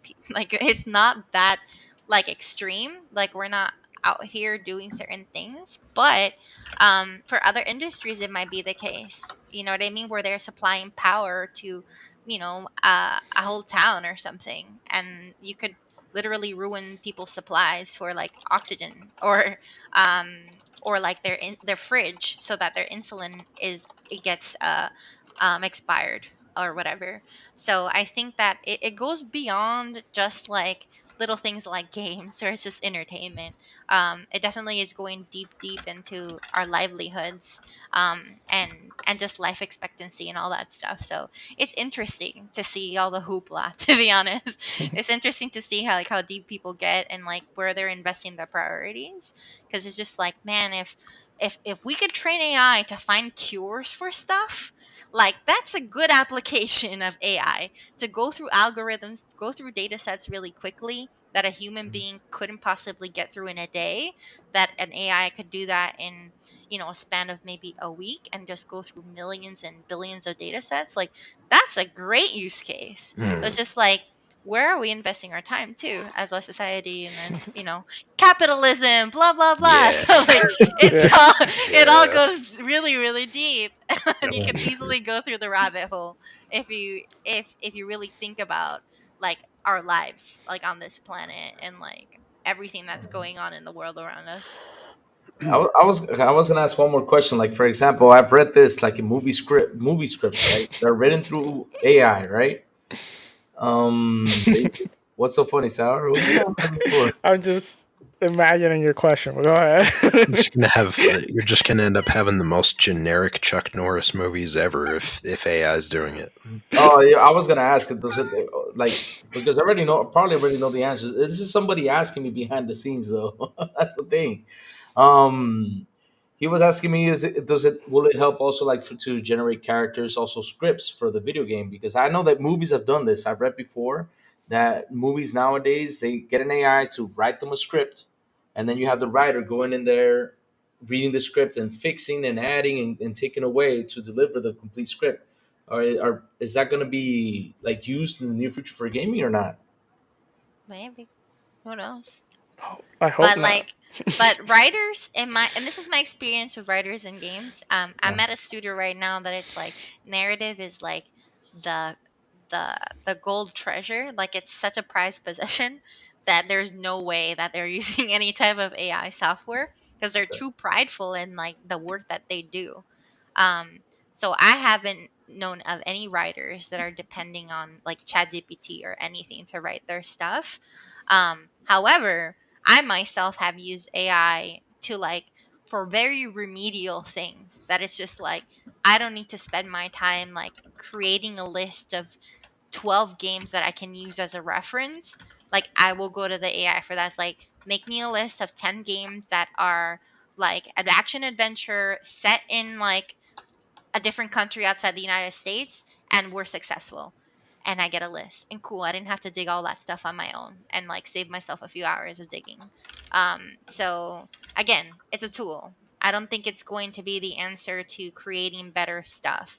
An AI cannot create a script with emotions and create certain things that a human being can add, right? Because when you're talking about story, the writers are extending their own selves into stories, their own experiences, what they have seen, stories that they have heard, and creating these characters and creating these scenarios.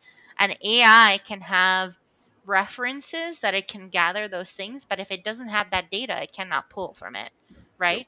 So unless like what Ben was saying, that there may be a game where multiple scenarios have already been written and maybe they build an AI tool that will grab from all those scenarios and construct new ones, that makes sense because the content is already there and the AI is just sifting through and modifying and shuffling things to give you new ideas, right?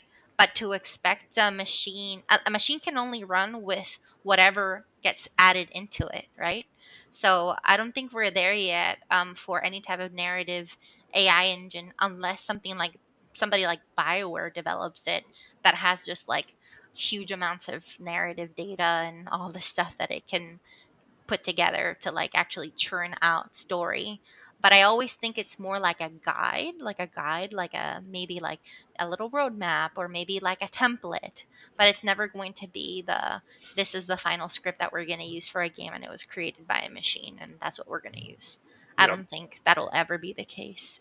I think humans are too prideful for That's that. cool. That's cool. Is there something in AI that you guys envision that maybe you can't do it now, but you think it could be done in the future that could be like game changer like for game development that you believe okay if AI could get to this point like this will really revolutionize gaming or something like that or even if it's not capable but that you guys think that if it could get to this point like this could really change the way games develop. I'll start with you, Ben. Yeah, I'm trying to think of like if AI is not at a point right now where let's say I need to do it, like let's say AI was like super amazing, and me and Elaine were working on a game. What would I use it to create in the game, right? Like let's say it's not too good at making like we were talking about like scripts and story and stuff, but it's like let's say it was good at that. It's like okay, make me this character with these guns. Okay, just did it. Okay, now make me the code to run around and do stuff. Okay, that's done. Like I feel like if AI was that good at making games, AI making games is the least of our worries, Yeah. because Yeah. it being that good at making the game, like it's going to be so much better at like other things, like other industries. Um, hopefully solving, world issues, medical stuff. Um, Hopefully. yeah, Right, hopefully, exactly. hopefully we Hopefully use not. that and we don't have like a Terminator scenario. Yeah. Oh, Yeah. hey, we have a Terminator now going out there. I don't know if you saw that. A dog that's just a flamethrower. We saw Yeah, that was published the other day on IGN. I was like, what? No, we're yeah, getting there. I saw that. So yeah, I would say it's. I don't know if AI will ever get there, and if it does get that powerful, the video game application will pale in comparison to what other things it'll be used for. Yeah.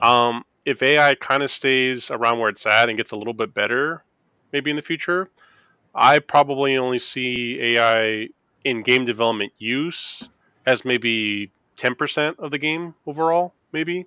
Like when we were talking about writing the scripts, like maybe it helps you ideate or brainstorm the characters, maybe it helps you brainstorm the kind of the initial, the blanks, like get over the blank state. I think that's what it helps with right now. But then after that jumping off point, you have to do the rest of the work.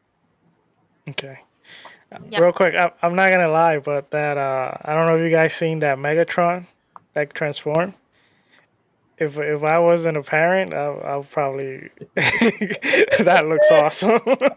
But anyway, going back, Elaine, what about you? She took a sip. Sorry. I I pretty much am aligning with what Ben said. I feel like the other applications would be so much better. There's so many other important things in the world happening that AI could be useful for. But if it were for being games, as a designer, if there was a way for all the code that programmers put together to be like in a database where I could tell the AI, hey, construct a, I don't know, I use Unreal, so we can say, and you use visual scripting called blueprints. So if I could tell the AI, hey, make a blueprint that does X, Y, Z, based on like the code library and things and nodes that we have from the engineers, like that would be awesome. So that I wouldn't have to spend time like figuring out what function goes where and like what component goes to what. It'll just create it for me. But again, based on input that was already added in there. It's not that it's just coming out of nowhere. It's what our engineers made available for the team. So I think that in that sense, that would be cool. Like easier ways to for designers to put things together and implement so that it could be faster to prototype and showcase ideas off. Okay, and a real quick question for Ben that just came in my mind. Because I don't know how this works, but let's say for music, for example, you create something, and if you decide to just put it on and people could download it and maybe pay you something extra, how does like if you create a code, can you like sell that and or it's just I created this, it's for the community, whatever, and it's just there. How would that work? Yeah, there is code that you can sell because it has a license. You're like, hey, this is a license. If you're to use this code, you have to pay me, whatever the terms are. A lot of code is like open source or free to use essentially, and I also feel like with programmers, we kind of like not steal, but we just like, oh, that's a nice piece of code, and we just put that in. Um, and so it's more like I feel like with art, like you care more about like this is my unique kind of piece of art, this is my own character, whatever. With programming, there's a lot of things that people have done 1,000 times that you have to keep doing over and over and over. So it's much easier to just copy paste code because it's like I need code to be able to open a file and read all the tags or whatever. Oh, copy, someone already did that 100 times, let me just copy paste that code. um, if you would want to sell code, I would say it'd be better to just to sell like a program or a tool. Make it, program a Photoshop, program some kind of music, uh, Okay. creating device, some kind of MIDI thing, and go that route. Okay. You guys got any question before we move on to final topic? No. I do All right. not. All right. Well, to close the show, I do want to talk a little bit about the current state of gaming, and I also want to talk a little bit about the future, real quick. So, about the current state, I just want to get your guys' opinion. How do you guys feel about gaming right now? About everything that's going on, life services, like services game, uh, inclusivity and diversity, the monetization models with microtransactions, subscriptions, free to play.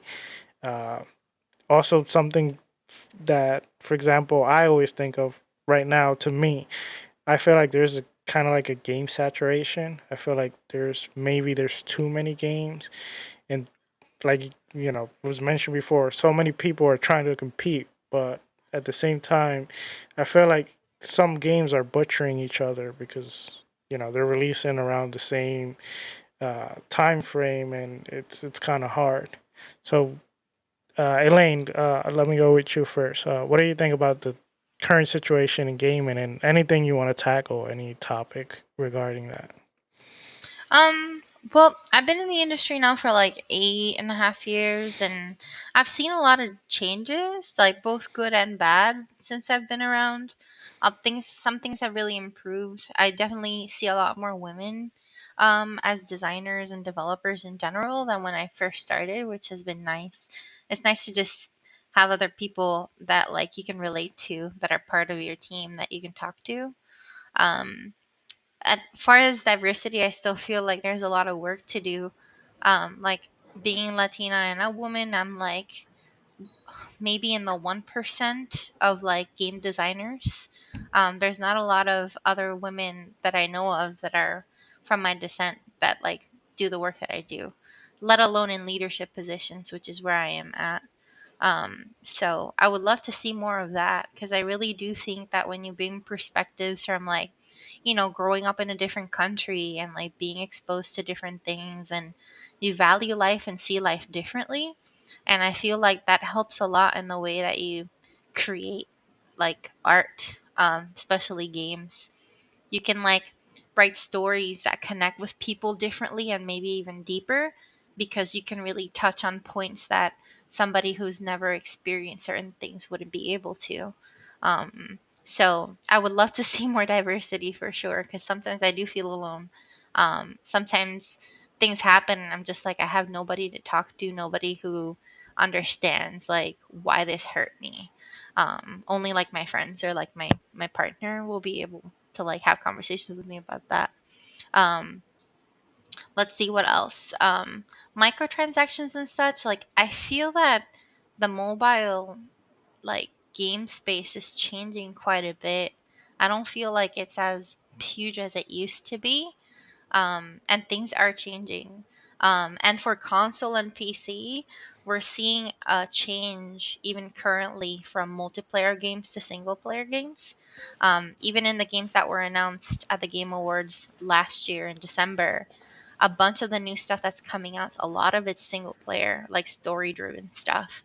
So I'm looking forward to see what the next 2-3 years look like if we do decide to step away from multiplayer for a bit. How that would that look like? What are the stories gonna be like? It'll be really really interesting. And there's some really great games that are already coming out that are single player that I'm looking forward to as well.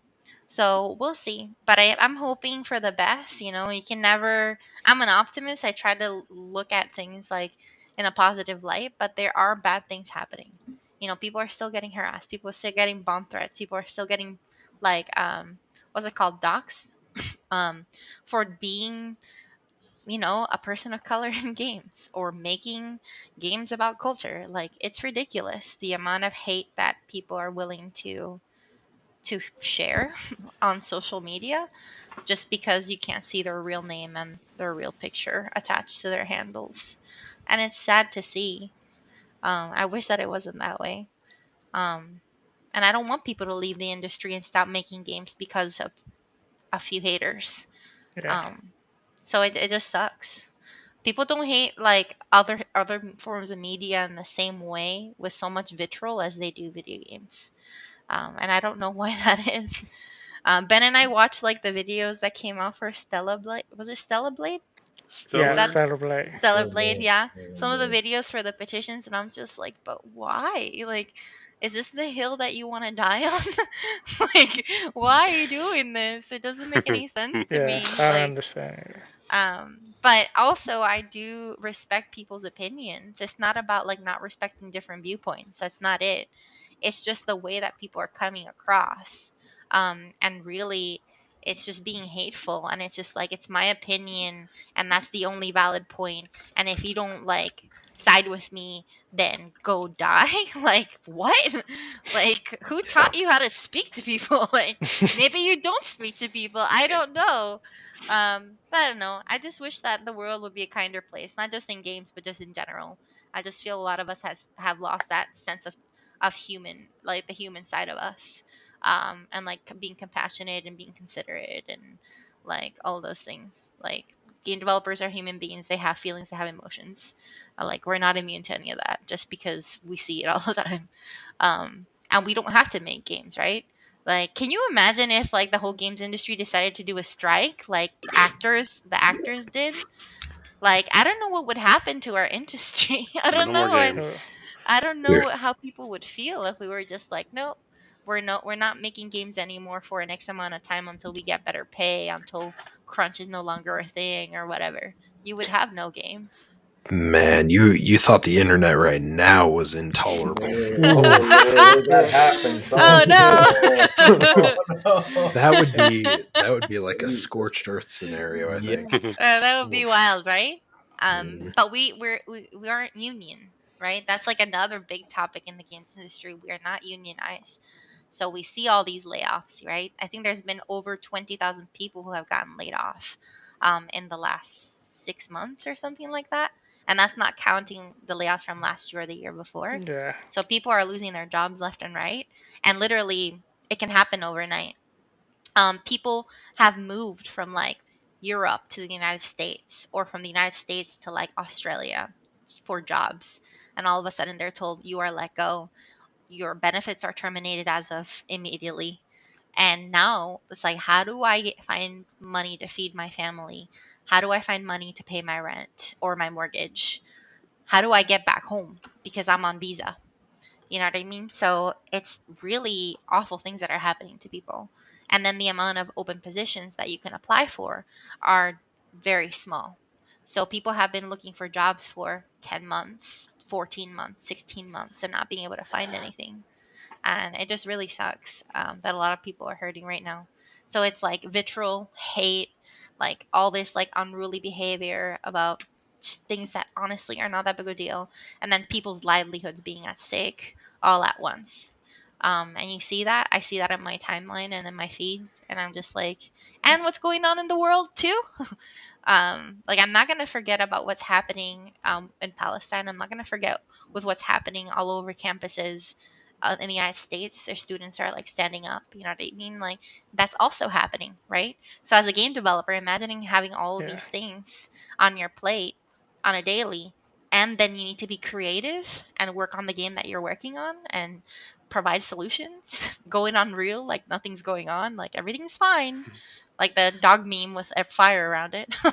Like, it's tough, being like living in 2024 right now with all of these things happening, and you wish that you could do something. Like, I wish that I could find my friends jobs who have been looking. I wish that I had millions of dollars to give to everybody in need. Like, I wish, but I can't. I don't have the means to. So what can I do with what I got? Like, I don't know, just love people. Tell people to Yeah. shut up when they're being rude. Like, there's not a lot that you can do, but altogether all of us can domino effect instead. So yeah.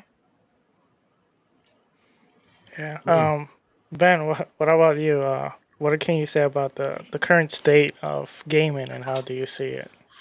Yeah. Like kind of what Elaine was talking about, that the issues in the video game industry are kind of like not the source of the problem. It's, all the other stuff that's going on, making people getting so defensive about their games. I think I was reading that the reason why some people get so defensive is that, they have all this stuff going on in, real life, and they come home and they just want a game, but then, it's like, oh, you're intruding on my kind of safe space kind of thing, and that's why they get so defensive about it. But as far as the industry goes, I think Helldivers 2 is a good example of live service done right. The microtransactions don't feel, oh, I'm gonna pay $70 for a freaking cosmetic. Like, that's, people don't have that much money nowadays to be spending on that kind of stuff, so they're gonna have to make smarter video game purchases. Like maybe you can only afford 2 or 3 games a year, so you're gonna have to have a game that has a lot of content and that you don't have to put a lot of money in. Um, I look forward to a lot of the indie games coming out. That's kind of the more experimental, the more interesting mechanics, whereas AAA is kind of rehashing the same stuff. Like Elaine was saying, it's not sustainable to work on a AAA game to be in development for 7 or 8 years and then like not even break even, money wise. So I feel like there's going to be a move towards smaller games that you can recoup your costs more. Um, yeah, and then the indie game quality is just going up, because of the technologies, Unreal and stuff. And then I think also just people that were in AAA and then now they started their own indie studios. They're bringing all that talent to those indie games as well, and it's just kind of leveling everyone up. And then I also like playing I used to like playing a lot of board games, but then pandemic hit and that kind of killed the friend group. But I see a trend towards more digital board games. I think that's an interesting market because um, with Elaine being a designer, there's a lot of work that goes into design, but it's like this board game's already designed. You just have to make the assets for it and sell it. And then the benefit is that people that can't play in person, they can play online. So I think there's going to be a trend to there's already a lot of games that are converting board games into video games, but I think there's also going to be a trend of creating board game style uh, video games. Just because they're kind of lower in scope, you don't need as many animations and stuff. You can just have your little figure moving around the board and stuff. So yeah, Mm. Man, is there time for one more question? Because Sarah mentioned services, and I got one question. I'm looking for it, and I don't know where it went. Is Oh there yeah, time? go ahead, definitely. So I got a question about services. Now, I know you mentioned services, right, Sarah? Yes. So is it better? Like, what advantages can you get by putting your game on a service, or is it better for you to sell it normal at a store? Like, what are the advantages of both of them and the disadvantages of both of them? yeah. Selling like on a store, like on Steam or something, or Yeah, Steam, or like when I mean services, because now you got the whole thing with Game Pass and Plus. yeah. They put the games on there. Like, what are the advantages on putting your game on Game Pass or any type of service, but whichever? And or is it a better advantage for you to put it on a Steam store or Epic to sell? Yeah. I would say because I think Elaine mentioned Ooblets and how they cut a deal with Epic to be Yeah. exclusive on their storefront, and they made some money out of it. They were able to develop the game more because they needed that money. But I believe they had an article come out or something that when the exclusivity period ended and they put it on Steam, like it made a ton of money again. So Steam is definitely the biggest service, I guess, the biggest store, and that players kind of associate buying games with just Steam, like it's ubiquitous. Me personally, I don't play a lot of games on the Epic Game Store. I hardly look there. Just even though I'm a developer as a gamer, I'm just like, oh, is it on Steam? It's not on Steam. Um, I feel like the the storefront Steam has had a lot of time to improve, so it feels snappy. It feels nice to navigate. Unreal is still kind of laggy and still kind of sluggish, and that kind of just throws off that experience when you want to spend money. Oh, Um, so I definitely recommend launch on Steam, but honestly, the best strategy is just to sell your game everywhere you can because you'll get people groups from everywhere. okay. More range.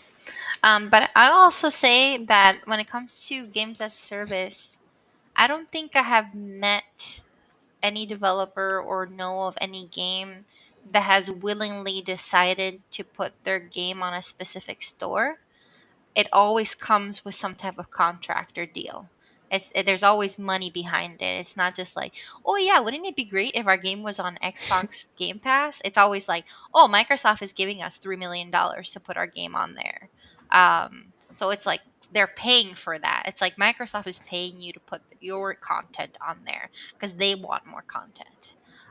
Or same thing with the Epic Store. That's why they cut deals with a lot of folks. It was they needed content to populate the store. Therefore, it's easier for them to reach out with money because that's what they got. They don't have the games. They don't make the games, right? So that's always something to think about when you're seeing games on there. There may be specific types of games, and that's why you don't see like a lot of variety or whatever the heck. But that's because decisions are being made like by big corporations. They're putting up what they want. They're not invested in things that they don't want. So you have a lot of freedom when you go to Steam because you're uploading that stuff yourself as a studio or as a solo developer. So you have a lot more freedom with that, and you can see, if you hit jackpot or if you don't. So there's risk. There's risk and reward with everything. But live ops is also very difficult to sustain. Aside from being, I'm in the Xbox Game Pass, whatever, it's also difficult to sustain the type of games that would make sense to have that type of service. A lot of multiplayers are on there, free to play games. Epic has Fortnite. And it's very difficult to create games like that and have them sustain. We need to have content being made quickly or else you get drop offs in players. So it's a nightmare to develop like that. A lot of people are actually leaving a lot of those projects because it's just really, really tough to work on them. Awesome. Yeah, it's amazing. Well, we can't. I wish we had more and more time, but we do have to end the show, and I know we all have things to do. But I want to say thank you, Ben. Thank you, Elaine. It's been amazing. We have learned a lot, and I do love that, Elaine. You always go to different podcasts. You give your perspective. I feel that that's a great bridge between developers and us gamers because it helps us understand you guys more. You guys are human. Even though some people think you guys are just, I don't know, I AI. guess corporate slave or AI. Yeah. Yep. But thank you so much. Thank you. Well, thank you for having us. And also, like, all the opinions are our own, based on our Yes. experiences, based Yes. on what we Yep. think.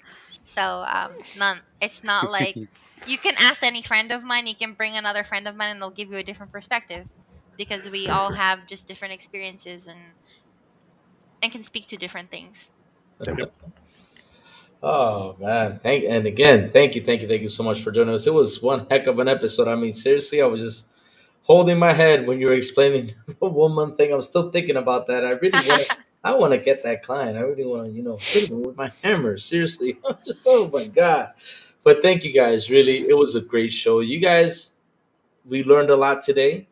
And I hope that the chat, also learned a lot today, and everybody that comes by learns from what you guys go through and what is developing. It's not an easy thing. I mean, like you said, in a lifetime, it takes you 5 or 6 years to make a game, and if you divide it by time, I mean, if you divide it by 8 or something, that's how much. Probably 6 or 7 games you probably do in a lifetime. That's crazy. It's insane. I mean, that tells you how hard developing is. And thank you guys for the hard work you do on developing.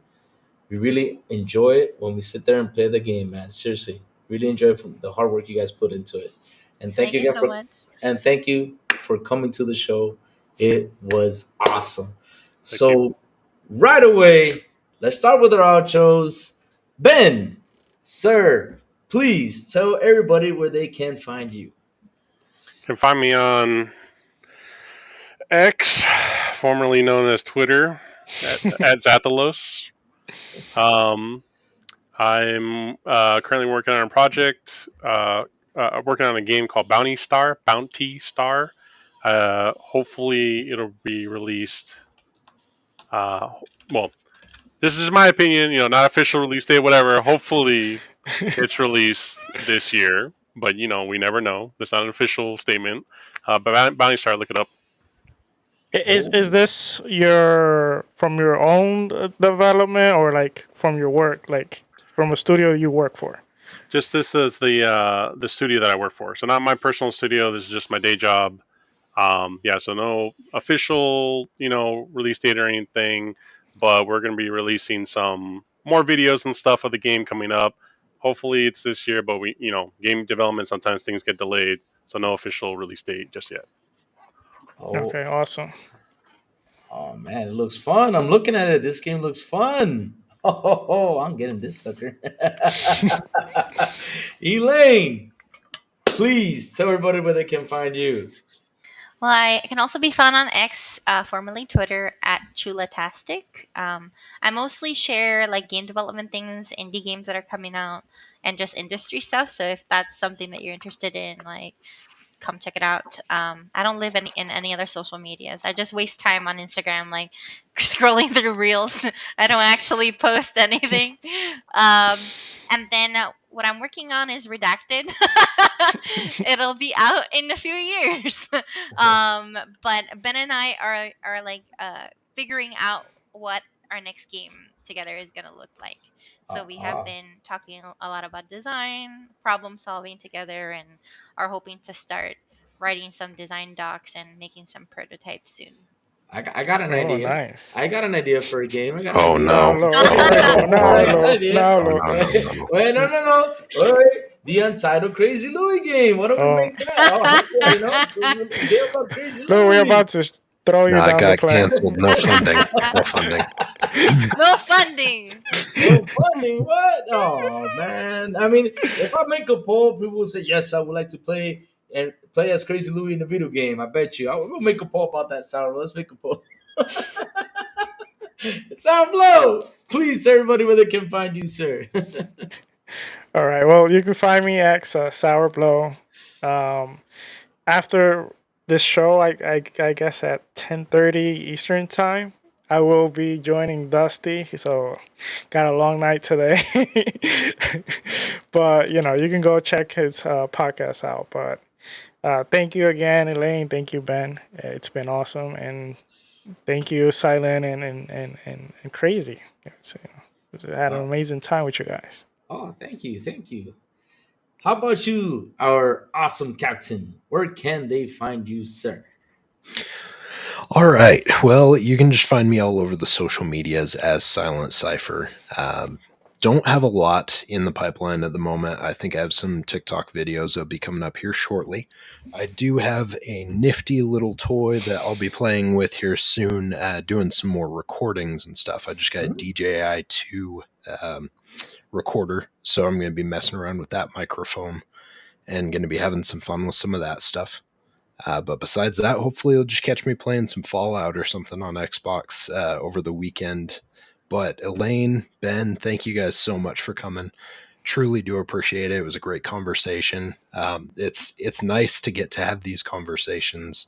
I know we talked on it already, but like to get to have these conversations with people in the actual industry, it's nice. A lot of people are shielded from being able to do that, to go out and actually do those things. And so I really appreciate your time because we don't get those opportunities very often. So thank you. And it's always great to see you, Elaine, and it's great to meet you, Ben. Yep, Oh, great to meet y'all. oh man, look what chat's saying. Oh my god, make a Crazy Louie game, kind of like Goat No. Simulator. Oh. Well, Okay. you can basically just mod it in. Yeah, just add Crazy Louie. Yep. Hey, I can be a mod. Oh, You heard it. You heard it, chat. Just put Louis on all the goats' faces. wait, no, wait. You got to make me physical. Not just No. what? What? All right.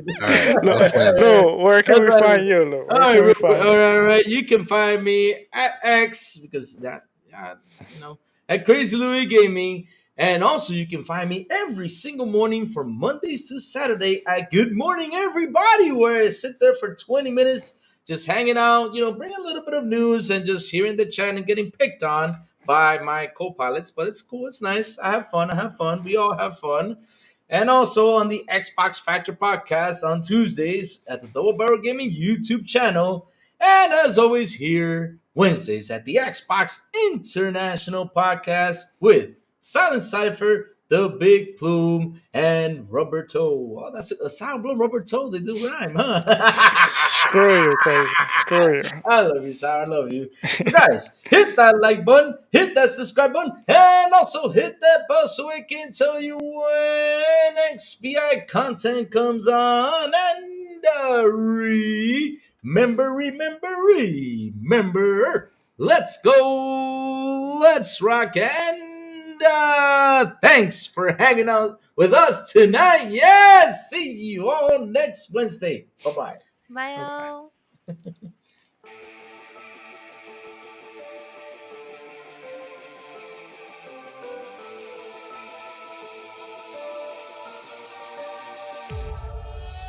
Ladies and gentlemen, we've arrived at our destination. For your safety and comfort, please remain seated with your seatbelt fastened until the captain turns off this live stream. On behalf of Xbox International, I'd like to thank you for joining us on this trip, and we're looking forward to seeing you aboard next Wednesday at 7 p.m. Eastern Standard Time.